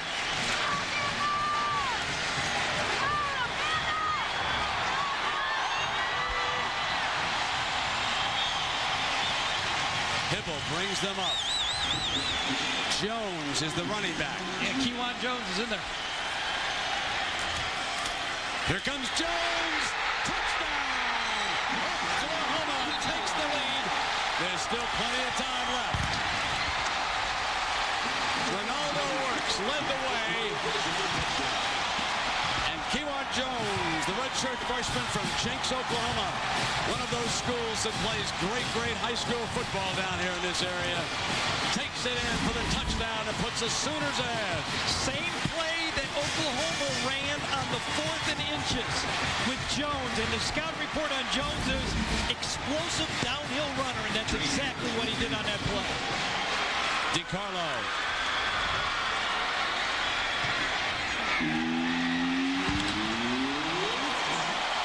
Now remember, Alabama needs a field goal to get this game into overtime, and we have seen a long leg. Seafull and the Tide are not quite yet finished. Watch the backside guard pull this time. Downhill play. Nice. Right there. That's the physical line play that Brad Davis provided. Remember, Brent, on 4th down play was Brad Davis. And on 1st and goal from the 8, they again ran right behind Brad Davis on the pull. So here's the man, Seafull. Not going to be any more fakes. Next time they got to kick it. The shuffle pass. 2 shuffle passes. One, Wirtz takes it and cuts back. And this one, he uses his speed to get outside. Alabama was well defended. They ran all their players there. But Wirtz makes a brilliant run. That's just a great athletic achievement. Absolutely. By Ronaldo Wirtz. Right there. Number 47. And the reason Ronaldo Wirtz doesn't play more is he struggles a little bit with the other parts of the game, the blocking, the pickups, the mental side of it. When he gets his hands on the ball, he can move it. Oklahoma wins this game, he'll be playing more. You can rest assured of that. The coaches won't forget his effort. But first things first, Tyler Watson, Alabama, will be coming out.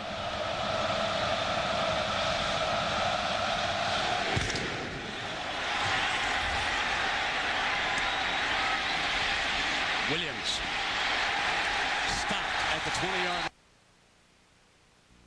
line. Immediately after our to Tommy Harris. 45 yards is the career long. 3rd down conversions in the game. You also remember it's all 4-down territory now. They're 4-17. Only 1 timeout remaining. Remember again, just a reminder, college football, if you get the first down, You stop the clock, move the chains. Can they block 97? Plenty of time. 2:03 in college football is an eternity. Has this been a great college football game or what?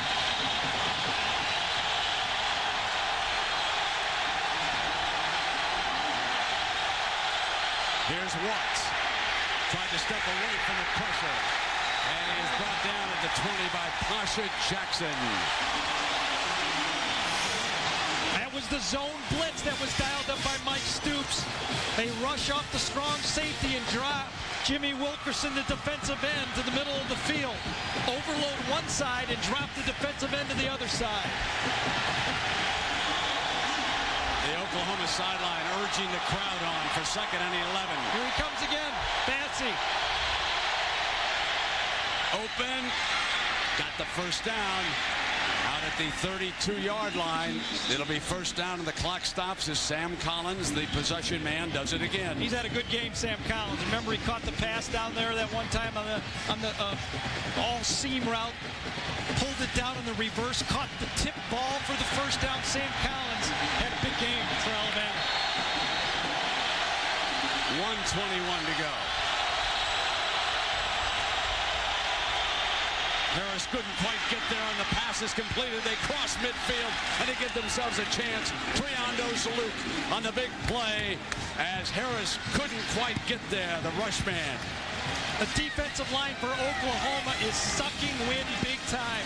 There's really no pass rush happening from the front four right now.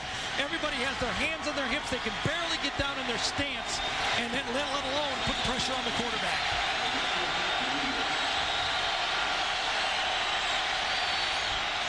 Incomplete, as Theo Sanders can't quite get the handle on that. And that time it was the Alabama center, Alonzo Ephraim, in the middle of that offensive line right there, number 58. Ephraim's an all-SEC center matched up against the heart of that Oklahoma defensive line, Tommy Harris. Done a good job out. Harris made some plays. Ephraim's made some plays.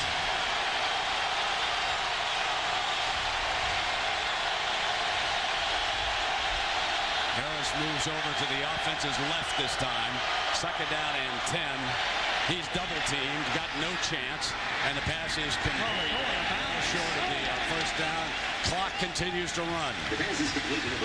Well, here's our Chevrolet players of the game, regardless of what happens. And we're going to go an unusual selection, but what a game Lane Bearden had. A successful onside kick. He recovered it. A fake field goal. He scored a touchdown. Ronaldo works. He brought Oklahoma down the field and gave them a chance to win it 30-27. Last 36 seconds down. Got out of one hand. Picked up. Oklahoma will win it. Touchdown, Eric Bassey. The ball got away from Tyler Watts. A heartbreak for a young man who played so bravely here today.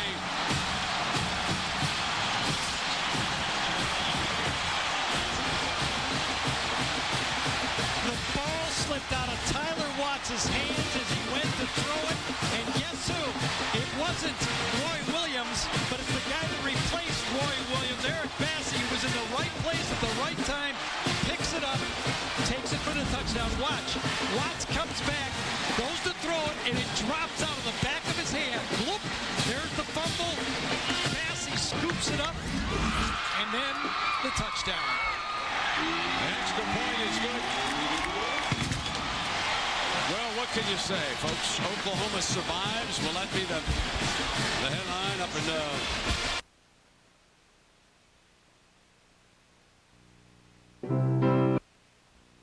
backwards. There it is, free, tipped out, and there it is. And, you know, Bassey almost pulls a Leon Lett, puts his hands up a little too quickly here, and almost knocked down from behind.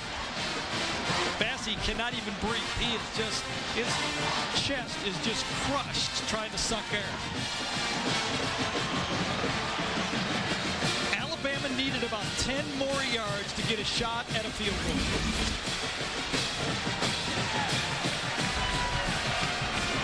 A lot of people might question whether Alabama should have took a timeout on third down. I don't think so.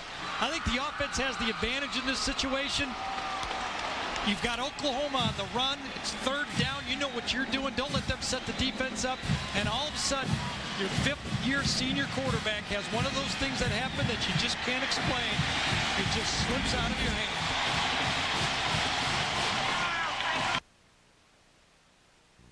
Rhythm. Yeah, Coach, your players said they could play anywhere, anytime. How are you pleased with the defense, your defensive backs, and that defensive line taking care of business? I think they played very well. They played hard. They made some mistakes, but we played extremely hard. We made a lot of plays, so we just have to dial up the energy and keep it going in the second half. All right, Coach, thanks a lot. Thank you. Thank you, Jill. We're a minute or so away from the start of the third quarter from the Swamp in Gainesville.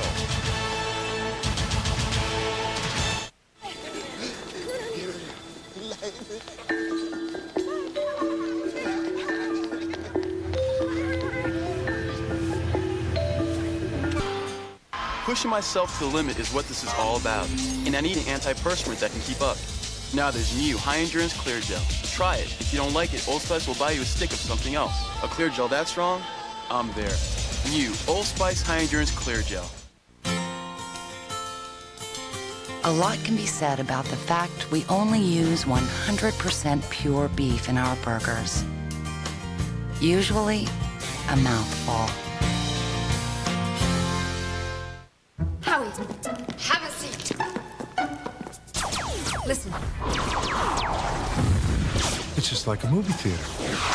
Come to Radio Shack now during the Hollywood in Your Home sale and get an RCA home theater in a box with DVD player for just $299.99. And a two-room RCA DirecTV system is just $29.99 after a $70 Radio Shack mail-in rebate. There's just one thing that's missing. A cup holder. Radio Shack. You've got questions, we've got answers.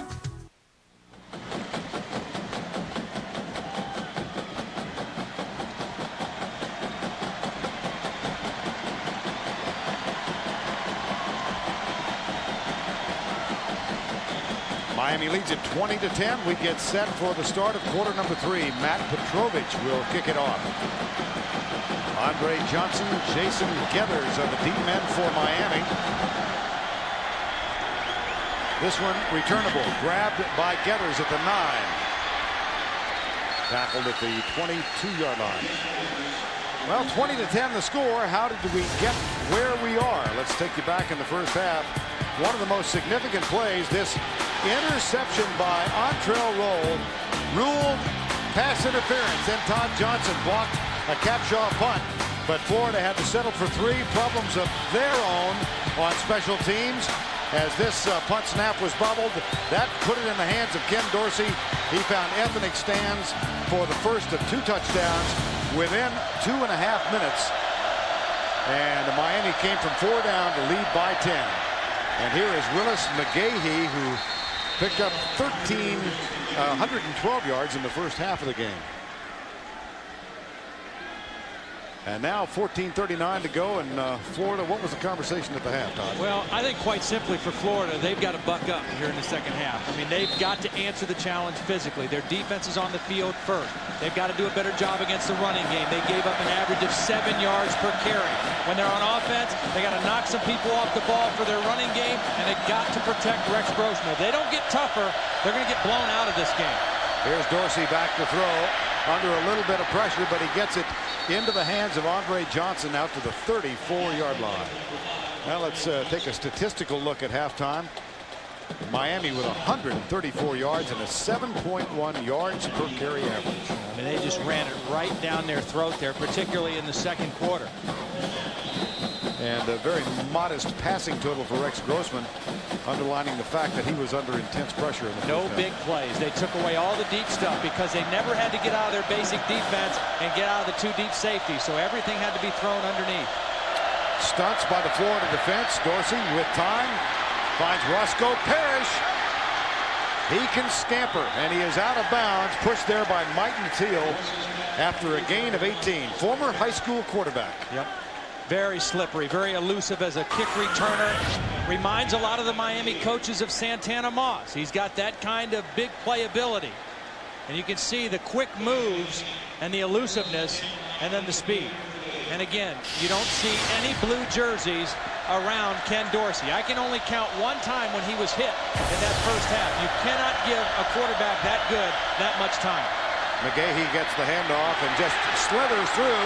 Now Todd Johnson giving chase, but another huge run for Willis McGahee. Picked up 39 on that one. One of the things that John Thompson told us was that their middle linebacker, James Ferrier, was going to have to get more physical. Number 43. There he is getting blown off the ball, and that enables Willis McGahee to bust that thing outside. I mean, you've got to be tough at the middle linebacker position, and Matt Ferrier in there, the junior out of Petersburg, Virginia, just got driven off the ball on that one. McGahee over 150 yards. Ferrier taking the place of the outstanding Andre Davis. And struggling. Here's McGahee, this time cut down as he tests the middle, and flags accompany him down. There are 2 on the ground. I think I called him James Ferrier. Of you course, did. That's his older brother, who was a great player at Virginia. I see you brought it up. I was going to try and ignore it. It's worth bringing up.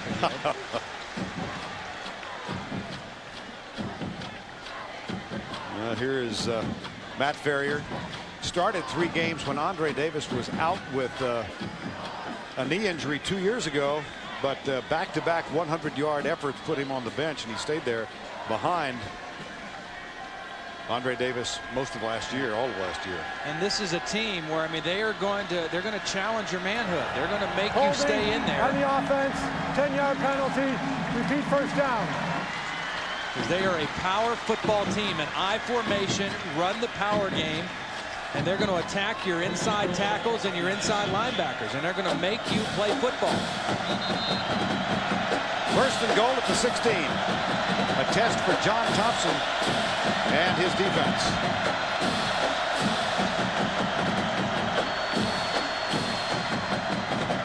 And a little gathering of officials at the 16-yard line. What makes Miami so good, I mean, last year and this year, is they're so well balanced. I mean, they can run and throw so well. They've got people at all the skill positions that can make big plays and hurt you, but they just become so difficult to defend. From the line of scrimmage, 10 yards, repeat first down.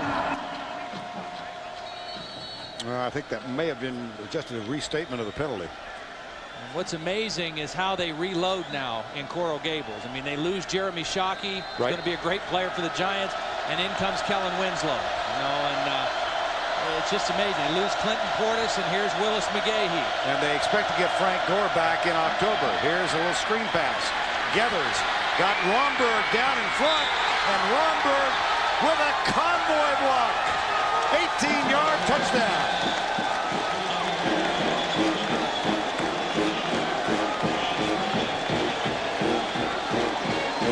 Dorsey is such a fierce competitor. I mean, he's in there mixing it up with one of the defensive linemen at the end of this play. Well executed. Fake the throw outside. Jason Geathers lets the play develop. He's got Romberg and Myers out in front of him. They both get blocks.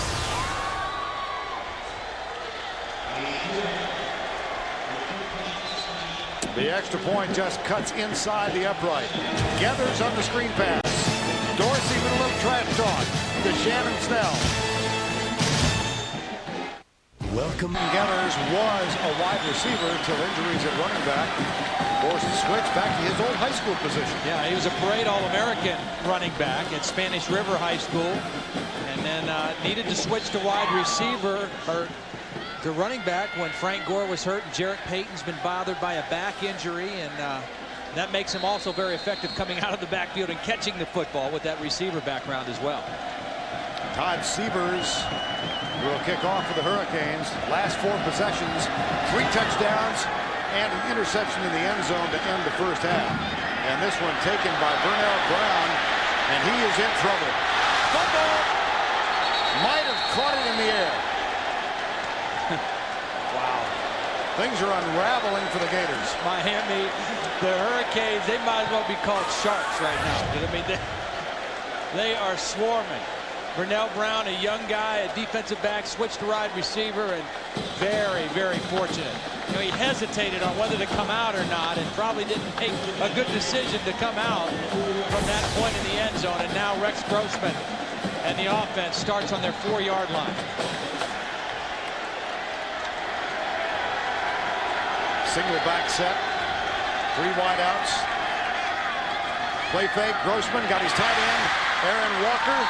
That's a big play early in this drive. And it's so good, too, because with the way Miami plays, with all this cover 2 safeties, they're trying to take away Taylor Jacobs. The middle of the field is where you have to attack. And so you've got to get the tight end involved. Aaron Walker going against the linebacker, DJ Williams, right down the middle. On the quick count, it's Graham. Nothing there this time. Jamal Green, number 55, the senior from Camden, New Jersey. Randy Shannon, the defensive coordinator for Miami, has done a nice job getting his team ready for the quick counts, for the quick tempo of the Florida offense. They haven't been caught off guard or out of position yet tonight. 2nd down and 10. There's Randy Shannon, who played at Miami. One of several who stayed home. Here's Ram Carthen, and in the middle, DJ Williams. Last time these two played, he was a running back.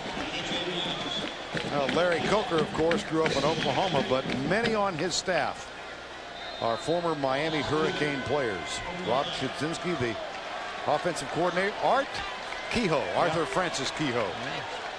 Randy Shannon, Greg Mark, the defensive line coach. Kehoe's been here with 5 different head coaches. He never left after he stopped playing here. Here's Grossman scrambling on 3rd and 12 and takes a pop from Kelly Jennings up near the 31-yard line. It'll be 4th down. Again, good coverage downfield. They're playing with those 2 safeties. They force Rex Grossman up into the pocket, and they're running all over the place with these Florida receivers. And so far, nobody able to break loose. You know, I think of our conversation with him yesterday. Taylor Jacobs, obviously his #1 man, and he was almost wistful as the punt goes away, talking about what it would have been like had either Gaffney or Caldwell not gone into the pros. Yeah. Flags all over the place. Well, they both could have come back. Right. And like he said, even if one of them would have come back, to have a big-time threat on both sides of the formation would have been huge.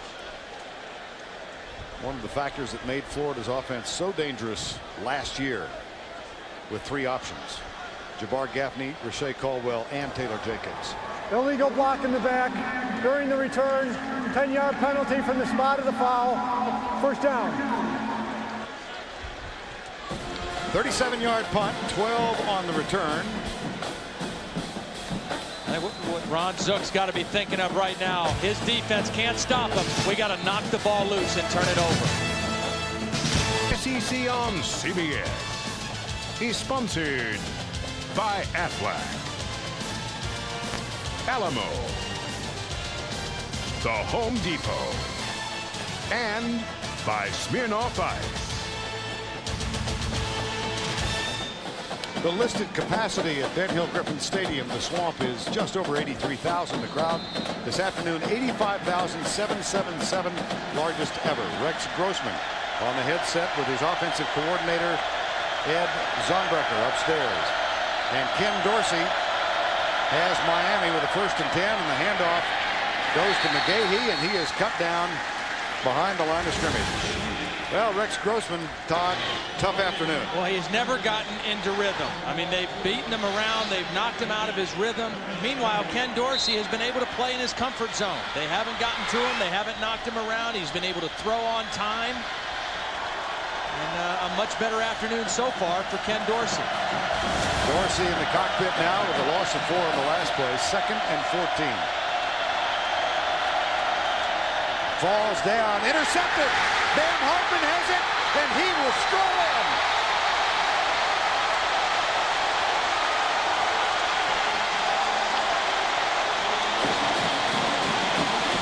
How do you do?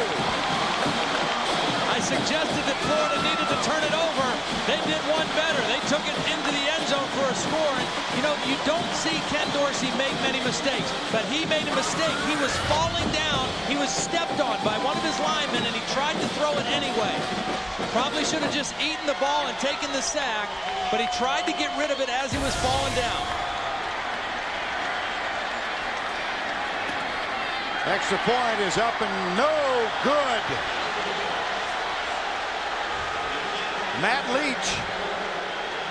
That's his second miss of the season. Missed a field goal earlier in this ball game. Missed an extra point last week. Nevertheless, Bam Hardman takes it in from 25 yards away. It's 27-16. Byron Bam Hardman, third career interception, first touchdown ever. Strolls in unimpeded from 25 yards out. The extra point, however, missed, and it's an 11-point margin. You know, one thing you got to remember, and you should have it corrected by now, but new kicker, new holder, new snapper this year, and that's an intricate relationship between those three guys. And to have two missed extra points and one missed field goal, it's not always just the kicker. Petrovich will kick off for the Gators. Andre Johnson and Geathers are the deep men. And Geathers gathers it in from 2 yards into the end zone. Sprints out to the 20 and dragged down by Reed Fleming at the 26-yard line. Mondays this fall on CBS.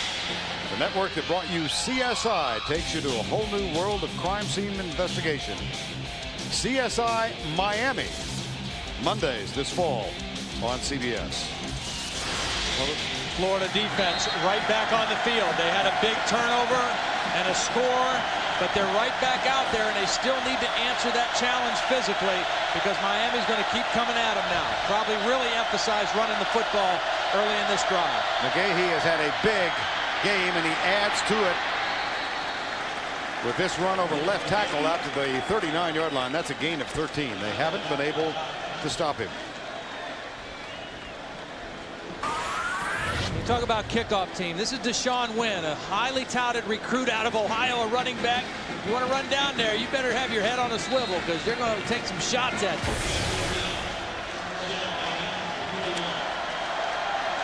First down and 10 after the 13-yard run.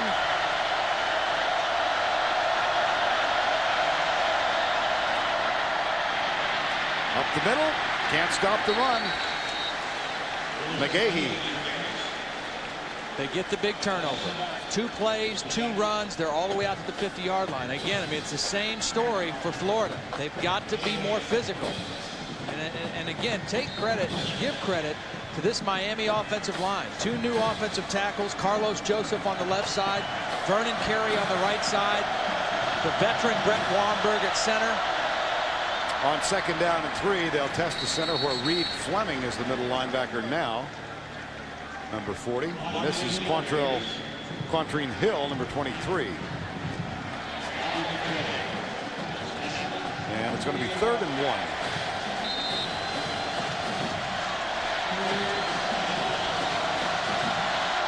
Third and 1.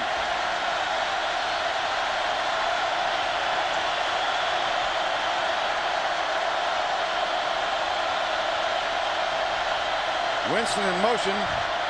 McGahee close.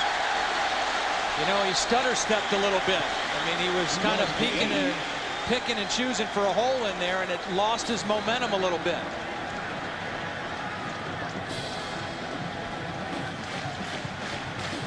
And let's check in with Jill Arrington. Well, Vern, like Brett Wamberg told us, this offensive line is a lot different than last year because everyone knew who the starters were last year. But this year, there's been a lot of animosity between the guys who's going to start. That's resulted in them being a lot more competitive, and you can certainly see that on the field every play. Each one of them is trying to prove themselves and why they deserve to be that starter. All right, Jill. Vernon Carey, who has taken over on the right side, as close to 350 as he's ever been in his career. I mean, he's a very athletic guy, very strong, but has battled weight problems. Yeah, and that's not up to 350. Yeah. That's down to 350. But Brett Romberg says he loves Bryant McKinnie. He's a big, big friend of Bryant McKinney's, and he saw the fame, and now he's seen the fortune that Bryant McKinnie has gotten, and it really helped him stay motivated this summer. Well, a good defensive stand on 3rd and 1. And that will bring on the punting unit. And Freddie Capshaw, who has had one blocked by Todd Johnson. I think if Kewan Ratliff gets a chance on this one, if it's a short kick or a low kick, he needs to try to return one here. See if he can make a play. Again, Capshaw bothered by a right ankle injury, sends this one very high, quite short. And Ratliff takes it on the hop and pays the price. Well, that's a good move by Kewan, because if he keeps letting it bounce, it's going to go down inside of the 5-yard line, and Miami's going to down it. So he did the right thing, just nowhere to go. 44-yard punt, one on the return tomorrow. The NFL on CBS regional coverage. At 1 o'clock Eastern, Buffalo, Cleveland, Jacksonville, Carolina, and Cincinnati, the home sites. And it will all begin with the NFL Today with Jim, Boomer, Dion, Dan Marino. Little change now for Florida up front. Mo Mitchell, the new right tackle. They've moved Cologne into the right guard now. So Jurgensen is out of the game at the right guard spot. Jonathan Cologne, number 78, leads the way on this play as Graham follows his block out to the 13-yard line. Jonathan Cologne, one of the really interesting subplots to this game. In the spring of 2000, he signed letters of intent with both Florida and Miami. The night before the official signing date, it was determined he signed a letter of intent with Miami, and it was post-dated. Then the following morning, he signed with Florida. Later, the Board of Inquiry and ruled in favor of Florida, so he is now playing for the Gators. Here's Grossman. And Troop out to the 28. Nice job by Ed Zonbrecker moving his quarterback, Rex Grossman. Little play action and a little half a roll out there to find the throwing lane to Troop. They bring him in motion. He's got some momentum, and then they fake the run, and he's open there. A nice job beating Howard Clark on the play. Gain of 14, 1st and 10. And off Graham to the 30-yard line. A pickup of 2. Jonathan Vilma among those. I like it, though. I mean, it's kind of that's a statement play. They're going after the Miami defense a little bit. Mo Mitchell, who just came in at right tackle, they're a little bigger now on the right side with Cologne inside at guard and Mitchell at tackle. And you can see the numbers for Grossman, less than 50%. That is a rarity for Rex. 2nd down and 8. It's hard to throw when you can only see out of your ear hole, though. Miami showing blitz. Play fake. Half roll. Now full roll. Lobs it. Out of bounds. Yep. Aaron Walker got it, but came down out of bounds. Rex kind of got caught on that one. It wasn't open early. That's a play where you throw it quickly, and it was not open. And he looked like he was going to run for a minute, and then at the last minute tried to flip it to Walker. Big play here. They've not been too good on 3rd down so far tonight. 2 of 9, as a matter of fact. 3rd and 8. Same defensive look for Miami. 2 deep safeties trying to take away the deep routes. And Grossman fires it. Carlos Perez, but that's short of the 1st down. He gets only to the 36. He needed the 38-yard line. And credit Kelly Jennings playing with the cast on his arm, making a sure tackle in the open field. These Miami coaches love Kelly Jennings. They think he's got the same kind of talent that Ed Buchanan had, who was drafted in the 1st round. Same kind of feet, only a little bit even taller than Buchanan, but obviously hampered a little bit this summer by that injury to his thumb. But that was an excellent play. Anthony Sands back to return the punt. Jason Hunter has it at the 29, heads right. Chased out of bounds by Ferrier, and a flag as an official went down. Ferrier hit the official. Now 2 flags are gone. I think this is going to go against Miami, actually. I think it was a late block on the play after the play that actually wiped out an official, too. I might be mistaken, but I think there was a late block after Sands had already run out of bounds. And when I say Matt Farrior ran into a hit an official, I mean he ran into him. And Ron Zook is not too happy with it. After the play was over, personal foul on Florida, 15-yard penalty, first down. Now just a little push at the end of the play. It is on Matt Farrior. I mean, this, we saw a bad call go against Miami. Here's Farrior at the end of the play, just a little push. He was out of bounds, though, clearly out of bounds, and I think a little maybe frustration on the part of Matt Farrior. So the Hurricanes with a first down after the penalty at the Florida 40-yard line. First and 10. There's the reverse. Roscoe Parrish pulls up, throws it, gathers his deep, and it's knocked away by Gus Scott. Got there just in time. Boy, you're not kidding. Andre Johnson. I mean, just in time. And Gus Scott is a playmaker. He's a guy who is going to be in the right spot. Now, here's Gus Scott. He's dropping back into free safety. He's reading the play. And when he sees Roscoe Parrish turn to throw, he knows my man's beat. My corner's beat. I've got to help him. And he gets his hand on the football. Gus Johnson able to get there and make contact right as the ball got to Andre Johnson. Handoff. McGahee goes right. Kendo Johnson makes contact. That forces him out of bounds. Well, you saw a little bit of the touch that Roscoe Parrish provides. That one nice. Yes, he did. Was probably, noted as more of a running quarterback in high school, but obviously can throw it as well. And that was a great place for that call by Rod Chudzinski. I mean, you get the ball, you get the penalty, good field position, take a shot at a big play. This one's fairly big. Yeah. 3rd and 8. 6:08 to go in the third. Hurricanes leading the Gators by 11. Hill comes in motion, and there is motion in the line.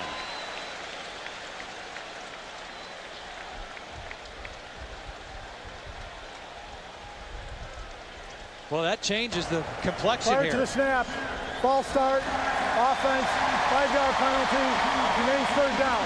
Well, 3rd down and 8 is a lot different than 3rd and 13. And if Florida had a man-type defense with pressure called on that 3rd down play, maybe they can back off into a zone on this one and just make the tackle underneath. And Larry Coker knows that. It's a big difference trying to convert 3rd and 8 and 3rd and 13. Parrish goes right. Andre Johnson and Kevin Beard come left.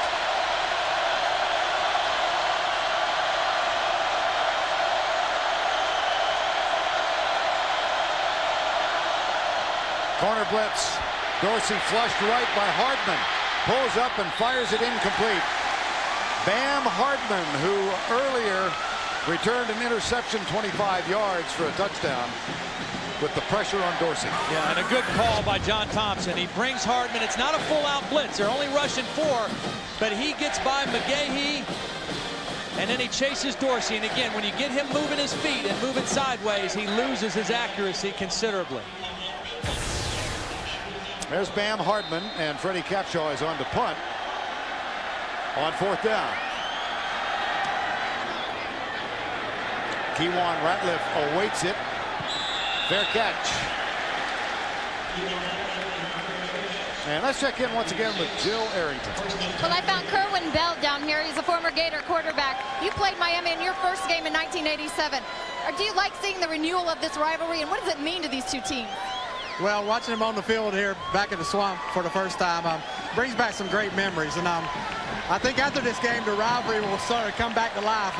The teams will draw battle lines, and it'll become as great as it ever was. Let's watch this play. All right, on 1st down, Grossman in the shotgun from the 7-yard line. Last time they lined up like this, they tried to throw just a little quick screen to get the ball quickly to the back receiver. Here it is again. There it is. 2 tight ends out to provide the blocking. And Kelvin Kite makes the grab. We go back down to Jill with Kerwin Bell. Now, as a quarterback, you were 1-3 against Miami, so you know firsthand the pressure that Rex Grossman is under, coming in as a Heisman hopeful. What does he need to do to get back in this game?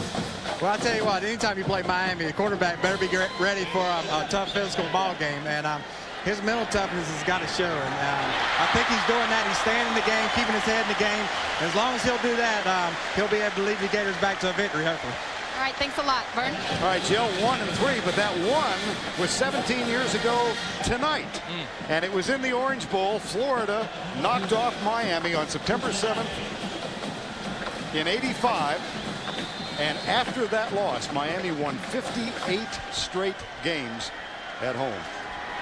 Kerwin Bell had a big night against Vinny Testaverde in the Hurricanes. Here's Graham on first down. Boy, did you see DJ Williams blow this play up? I mean, DJ Williams, who is playing so much differently than he did a year ago. You know, he's more comfortable now as a linebacker. Watch DJ Williams blow this play up. They bring Mitchell in to lead on the pull, and he just blows it up. He knocks Mitchell down in the backfield and allows his teammates to come and finish off the play. Personal foul, face mask on the defense, 15-yard penalty from the line of scrimmage, first down. That's the 10th penalty on the Miami Hurricanes, and they have been really critical penalties. I mean, not every one, but several of them have been critical on critical situations. And again, we re-emphasize this is a Big East officiating crew. Offensive line change again now, Todd. David Jurgensen is back in at right guard. Cologne moves out to right tackle. That's for Florida. Here's Grossman on first down out of the shotgun. Roll to the right, pulls back, looks deep. So you can throw that away now. He was outside of the tackle box, so that's okay. He had an intentional grounding penalty in the first quarter because he didn't get outside. But again, Miami doing a great job of coverage, and they haven't had to get out of their basic shell. They've been able to keep those two safeties, Sykes and Taylor, splitting the field. Take a look at Santonio Thomas, another one of the interesting players on the field. He actually signed with the University of Florida, but the admissions committee found problems with his ACT score and denied him admission. So Steve Spurrier called Butch Davis, and he signed with Miami. Here's a pass, Kelvin Kite. I think we're going to get another penalty, though, a holding penalty on Alfonso Marshall, as Kelvin Kite was trying to come back to the football.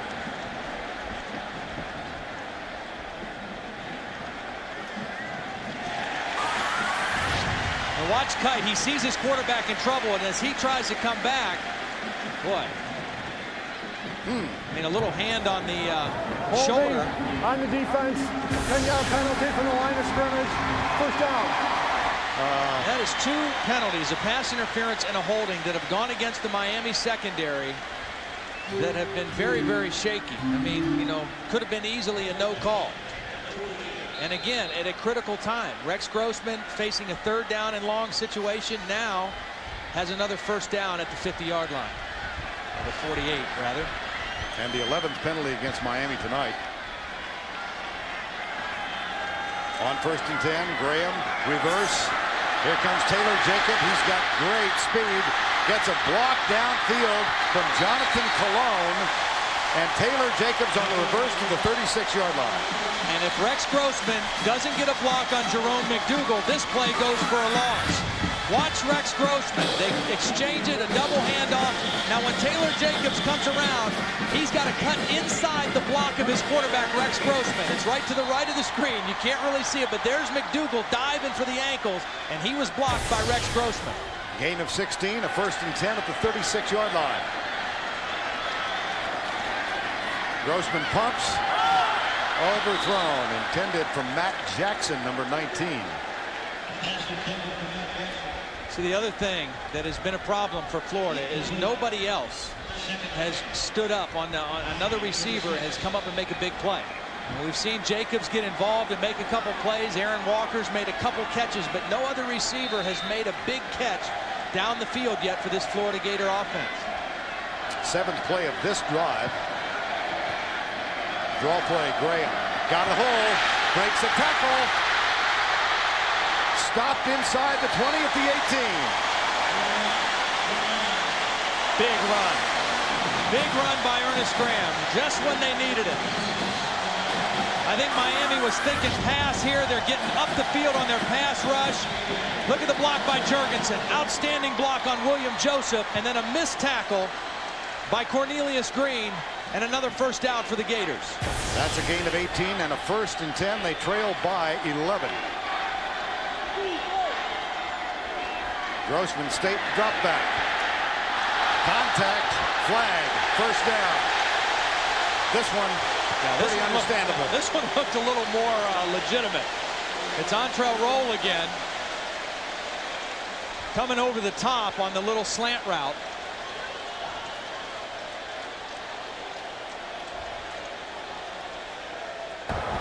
Pass interference on the defense. Ball be placed at the spot of the foul. First down.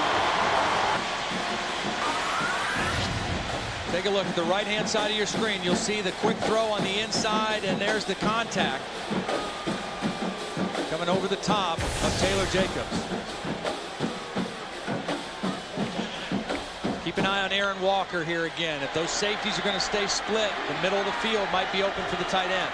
This is the 1st and 10. There's Grossman under pressure, shuttles it out. Stiff arm by Graham. Boy, they got something out of nothing. Yeah, absolutely. Heads up play by Rex Grossman to get rid of the football, and then the great stiff arm by Ernest Graham. But that looked like he was going to be stopped behind the line, and he just stood his man up with the stiff arm. Grossman trying to throw quickly left. It's not there. And then Howie does this, gets away from Howard Clark and just flips it. Now watch this stiff arm on Vilma. Man, that's some power by Ernest. 2nd down and 5 at the 11. Grossman, draw play. Ran Carthen. They're getting tougher. I mean, they have been tough on this drive. They've been helped by some penalties, but when they've had to run it, they've knocked Miami back off the ball a little bit. And Rand Carthon, giving Ernest Graham a break, comes in and runs it in there tough, too. Timeout call for the measurement. They'll bring the chain out. Now here comes the chain. Rex Grossman has been battered tonight and improvised his last play, and then boy did he hit the deck. Yeah, and that's a big man. That's Wilfork at about 350. You know, in the NFL they'll call that a penalty. I mean, you can't drive a quarterback down like that no matter what the situation is. And you take a look at those numbers: 8 hurries, 6 hits, no sacks, but they've hit him enough to make him a little bit of wear in there, that's for sure. But 3rd and short. Kid. Excuse me, Todd. There's Randy Shannon again right there, defensive coordinator. He's got his teams in a tough situation right now with the ball on the 6-yard line. Power eye. They'll try and go with a quick snap. They do. And that's going to be very close at the 5. Looks like with that second effort, he might have gotten the first down. But Miami has been ready for that quick count. I mean, they've been up and lined up. They get lined up quickly. They go power eye. And it doesn't look like he has it there, but he keeps driving the legs, and very close. Good surge by the Miami defense. So we'll stretch the chain again. You know, it's just amazing to me. There are teams, good football teams, all across the country that would love to have 2, maybe 3 good defensive linemen. And this team has 8, Miami. It's amazing to me that they could have so many good players in that front 4. And, what a foundation to build your defense around for Larry Coker and Randy Shannon. There's one of them, Andrew Williams. Saw Santonio Thomas in there a while ago. And Ernest Graham is the only setback now. 3 wideouts on 1st and goal, Florida at the Miami 5. Single coverage out top. Grossman looks that way. Well covered. And Taylor Jacobs just could not get position and get separation. That was Jennings again. Yeah, he's their best cover guy. I mean, he's playing with the cast, but they love his feet and his ability to play man-to-man. And you put your best on their best. He just squeezed the field that time on Taylor Jacobs. By the time the ball was thrown, it was out of bounds. A little quieter night for Taylor Jacobs tonight. 4 catches for 46 yards. He caught 8 for 246 last Saturday night. 2nd and goal. Corner blitz. Grossman into the end zone, picked off. Here comes Maurice Sykes. He's got some help. One man back, and Maurice Sykes will go in for the score. 98 yards.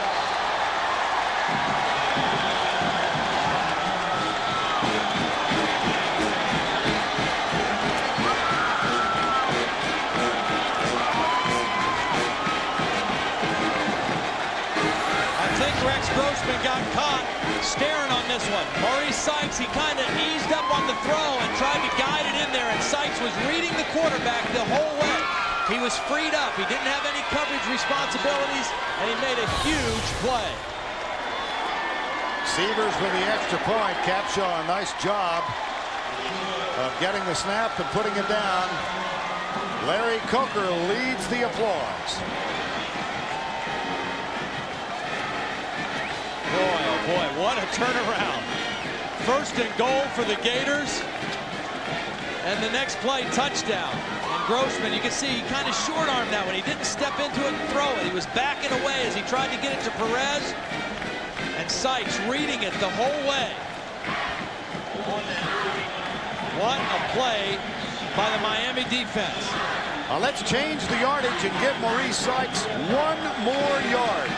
Make it officially a 99-yard return. Again, the pressure. Rex Grossman was backing up when he threw it. He didn't get to step into it. And Maurice Sykes made him pay for it. Wow.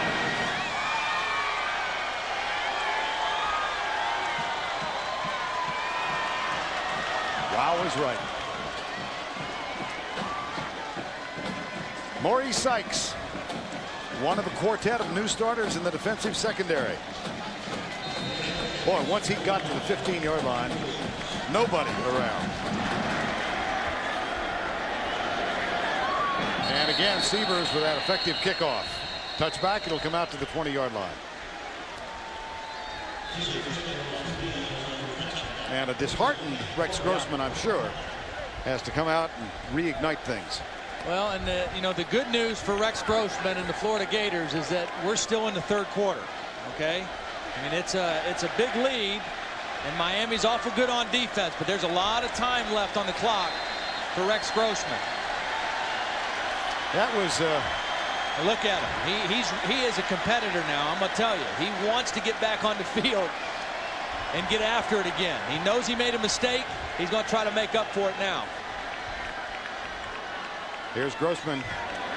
Draw play. Carthen bolts out across the 35 to the 37. The suddenness of that is just shocking. I know it is. They put together a 13-play drive, goes 88 yards. There's the 6-yard line, and like a bazooka, they go 99 the other way. And this does not bode well for Florida, does it? No, it doesn't. Other than the fact that Florida's used to scoring a lot of points themselves. First down and 10. Carthen. See, that's the thing. There's no need to panic right now. There's lots of time left. 1:50 left in the third quarter. They don't have to, abandon the run and start throwing it every down. They're down 18, but there's a lot of football left to be played. Second down and 8 for the Gators here.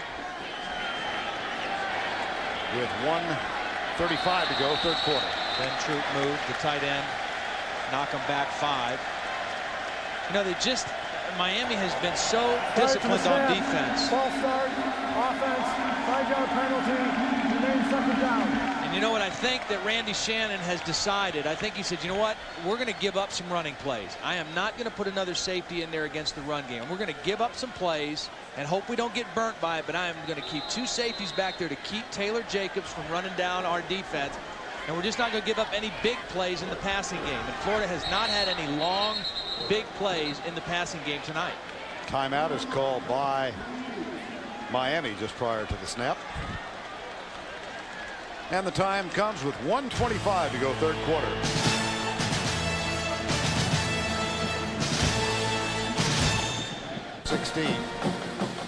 Maurice Sykes with the second longest pass interception in the history of Miami. Selwyn Brown in 1985 had a 100-yard return against Boston College. Now Rex Grossman on 2nd and 13.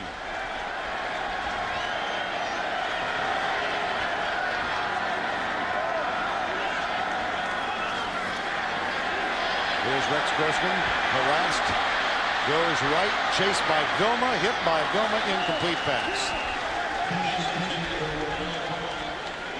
Just a reminder that he's in the neighborhood. Yep. Well, this defense can run so well. I mean, you know the secondary can run, but the linebackers, Vilma, DJ Williams, who you said used to be a running back, Howard Clark, they can all run. So when you start going sideways against this defense, you're not going to do very much. 3rd and 13.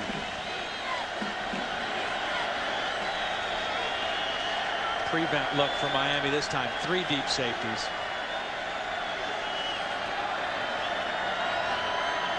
And an adjustment now by the Florida Gators. Rush 4. Grossman off his back foot to Perez, incomplete. 4th down. Well, our traveling caravan will move over to Columbia, South Carolina.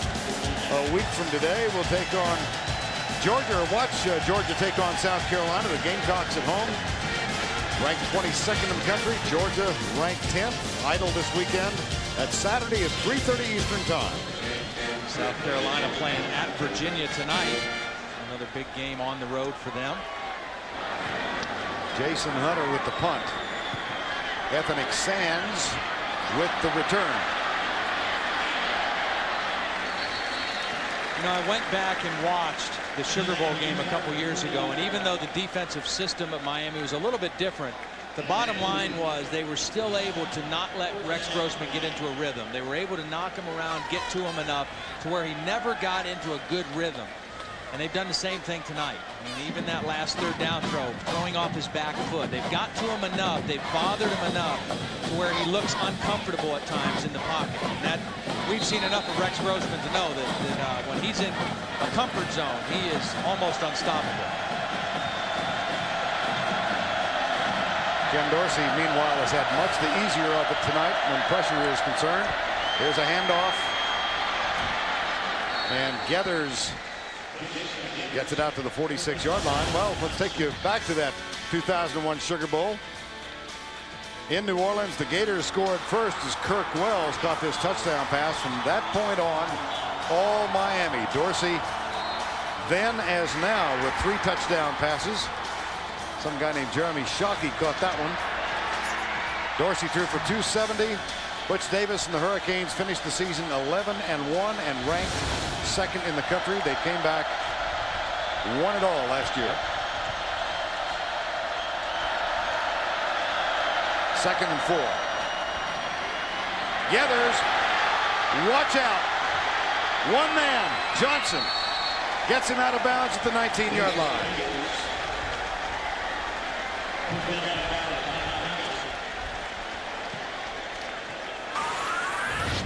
I made the point that this offensive line they think is better at run blocking. What a block by Carlos Joseph. Number 76 just literally collapsed the right side of the Florida defense.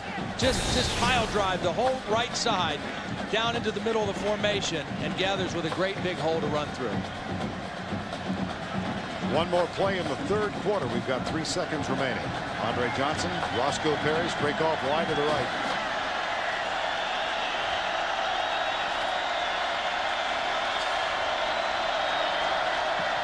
Dorsey back, under pressure, lets it go, caught, intercepted. Second mistake that Ken Dorsey's made, and again, he doesn't make many. There was a mix-up at the start of the play. Somebody went the wrong way, either the running back or Dorsey, so they didn't get the right play fake, and then he just kind of threw this one up for grabs. You just don't see him do that. Todd Johnson's 2nd interception of the night. That's the end of the 3rd quarter. We'll return right after this message and this word from your local station. Welcome back for the start of the 4th quarter. Miami leading 34-16, and this does not bode well for the Florida Gators either. Miami 152-2 when leading after 3. And Florida now starts from inside their own 5-yard line. Rex Grossman in the shotgun. Stunts again, lobs it out, incomplete. Second down. You know, Rex just, I mean, he's antsy right now. I mean, he does not look comfortable. He's, the pressure of Miami has gotten to him a little bit. Well, and the sting of that 99-yard interception return seems to dishearten the whole team. Well, you know, they're still in it. I mean, and you're right, though. That took a lot out because they were right there getting ready to draw closer, draw at about 8 points in this thing. And now they're back up in their own territory again. Rex Grossman has missed his last 7, one of which was the interception return for 99 yards. Now he's got one to Aaron Walker out to the 25-yard line. And that's the way to respond like a big-time Heisman candidate. He goes under the center this time. He takes a good solid drop. He plants that back foot, and he steps into the throw. No falling backwards on this one, and he delivers a strike to Aaron Walker. And again, versus that too-deep look of Miami, the middle of the field is open if you can get somebody running down there. First down and 10 at the 26. He's there again. And this one is too far. And it's picked off. Intercepted by Sykes. Second interception for Mo Sykes. Mark Stoops said he was feeling pretty good about this young secondary the last couple weeks. They try to get it to Walker again, right in the middle. He's open, but the ball is overthrown, and Sykes right there to make the play. Rex had what he wanted, just couldn't get the thing down. And what a nice interception by Sykes, keeping his arms under the football. Well, Sykes, no return on this one, but his second pick of the evening. And a first down, Miami at the 48-yard line.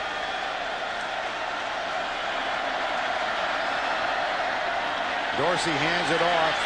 McGahee, look at him run. Unhindered. 24-yard gain. You know what's amazing to me is if this team could lose 11 guys to the NFL, 5 of them in the first round, and they could come back and look this strong at this point in a new season. That's scary to me. Well, last week it was Jason Geathers who picked up 199 yards on the ground. Tonight, on his 21st carry, McGahee has reached the 194 mark, and he will add to it here. A fumble, but the ball had been ruled down. They called him down.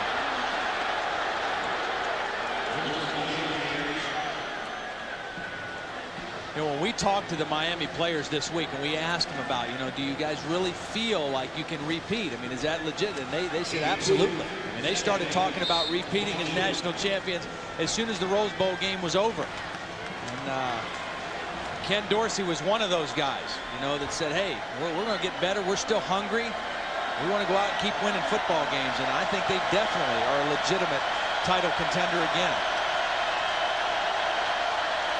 There's Winston leading the way. McGahee closing in on a 200-yard night inside the 19. Well, they are trying to repeat as champions. And here's the list of the teams who have accomplished that in the last 52 years. Nebraska, the latest, 1994 and 1995. Go all the way back to the Bud Wilkinson teams of 55 and 56. A man named Bryant at Alabama. A man named Doherty. A man named Royal. Pretty good coaches on that list, too, huh? Pretty good ones. And here's Larry Coker, undefeated as a head coach. 13-0 coming into this one. Dorsey across the middle. Touchdown, Miami. Geathers, 19 yards. Second TD catch of the night. And again, remember, he's a former wide receiver. They slip him out of the backfield late. They let the other receivers run down the field, and then they slip Geathers out late. Here he is. He came across late. He acted like he was blocking, and then he released late, and Ken Dorsey just found him as a little outlet receiver. Extra point from Sievers is up and good. Geathers gets his second touchdown of the night. Ken Dorsey has thrown for 4. That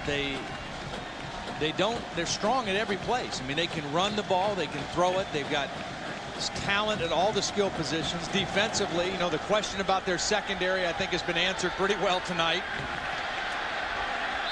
And Ratliff will take a knee. It'll come out to the 20-yard line.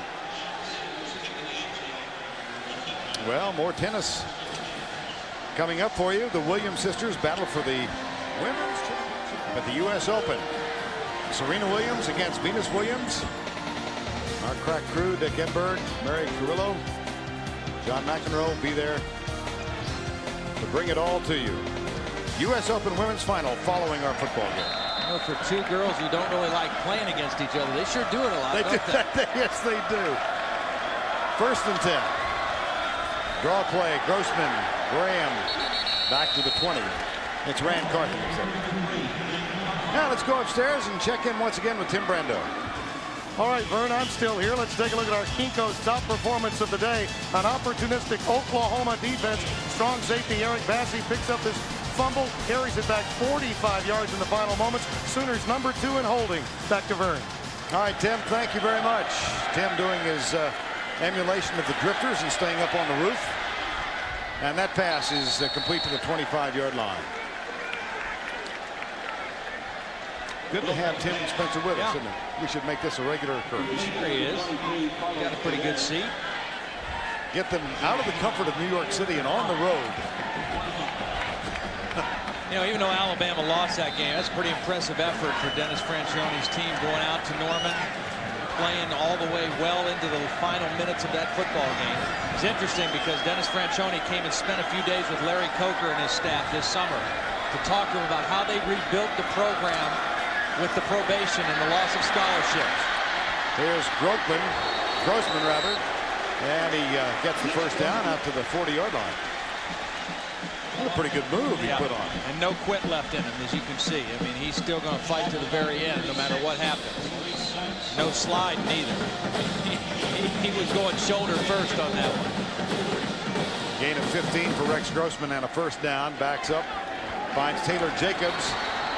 Jacobs has the ball knocked loose, but a little too much swagger from the Miami secondary, and they're going to get penalized again.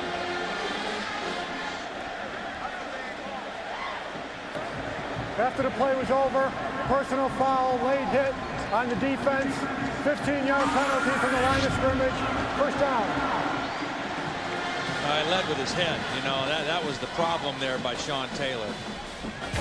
Came in there with his face guard first, and just not necessary. And again, you know, Miami has escaped the penalty problem tonight. I mean, you know, 13th penalty, but so far, you know, it's not going to hold him back. It doesn't appear, but something Larry Coker certainly will want to address.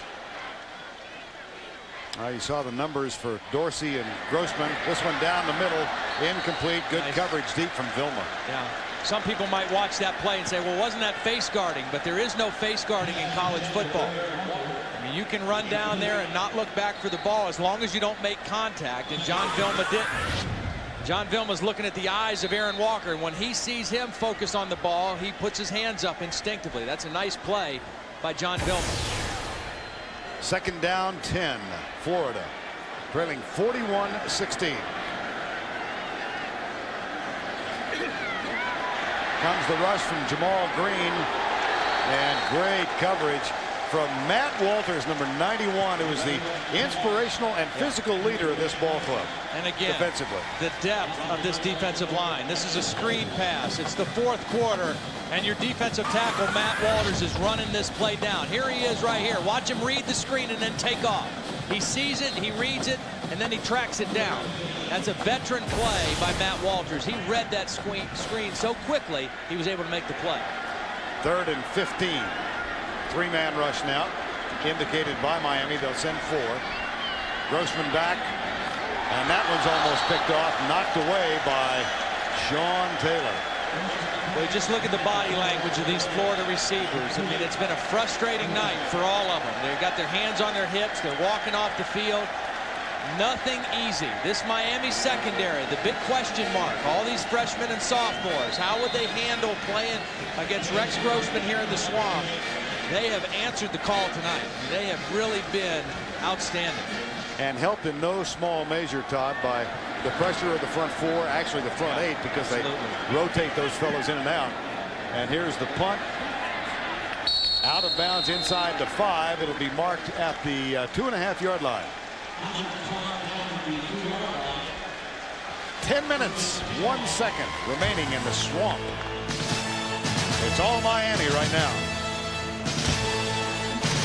In October, the depth and the fresh legs that they can keep running in for this powerful running game is what an advantage in football games. Geathers is the deep back in the eye here with Winston in motion, the tight end. And Geathers out across the 10. And time now for the Home Depot Scholar Athlete Award of the week.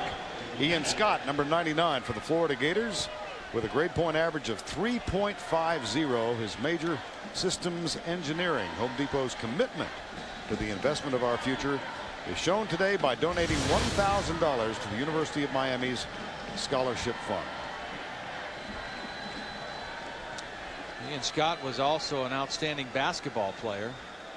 Gainesville High School, was a starting center on a state championship basketball team. There's the stretch of the chain. And just so we don't confuse folks, that $1,000 scholarship will go to Florida. Yeah. Where Ian Scott is matriculated. I think Paul D would have taken it. Yeah, I think he would, yes. Folks down there in Coral Gables. Long night for Ian Scott and his teammates, and it all turned on a 99-yard interception return late third quarter after Florida had driven 88 yards to the 6-yard line, trailing by 11. Here's Geathers again. Well, he had 199 last week. McGahee tonight at 199.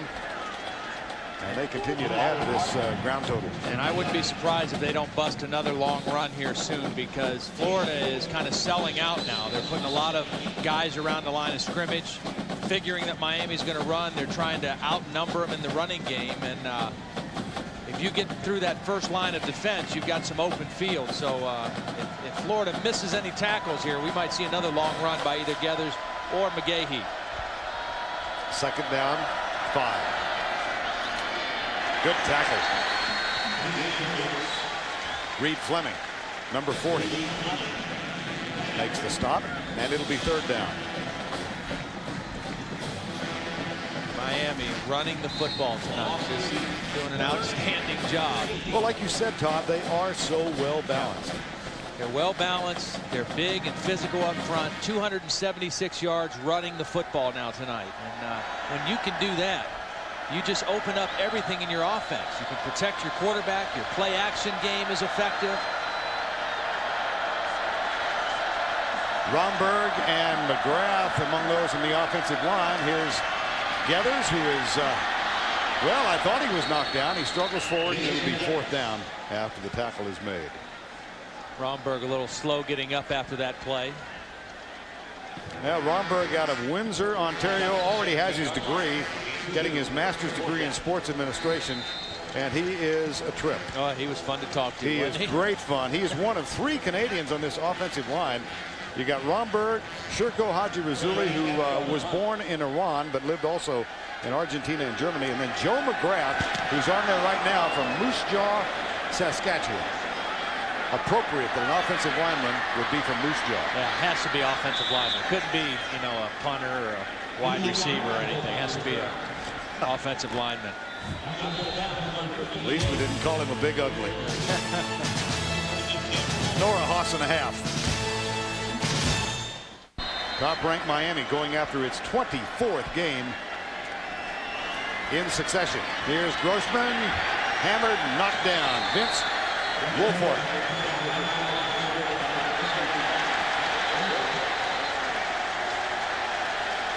And here is the CBS Sportsline stat of the game, rushing yards. Miami has rolled for 279, 199 of them. We've got a penalty being called against Miami for personal foul. Florida with 163. Now, Vince Wilfork with the excessive celebration, and sometimes I think that is an abused penalty. They do it too much. That one was a case where he did, kind of try to draw attention to himself and didn't need to do that. And Larry Coker's telling him that, hey, great play, just go on back to the huddle and celebrate with your guys. Now, you saw that rushing stat, and normally when Florida rushes for 160 yards, you think, oh man, they're going to win the game big, because that, they figure they probably threw for 3-something. Right. Tonight, only 181 yards passing for Rex Grossman, and plus when the other team rushes for almost 300, pretty tough. You got words to describe what we're watching? The sympathy ends. 2nd and 12. Grossman, Taylor Jacobs. Down to the 33-yard line. Everything's short. Well, Miami has not given up a big play. Last week, you knew it wouldn't be like it was against UAB for Taylor Jacobs. I mean, they played him single coverage, and he just ran takeoffs and posts and corners and did whatever he wanted. But everything has been short. 3rd down 2. Graham nailed William Joseph.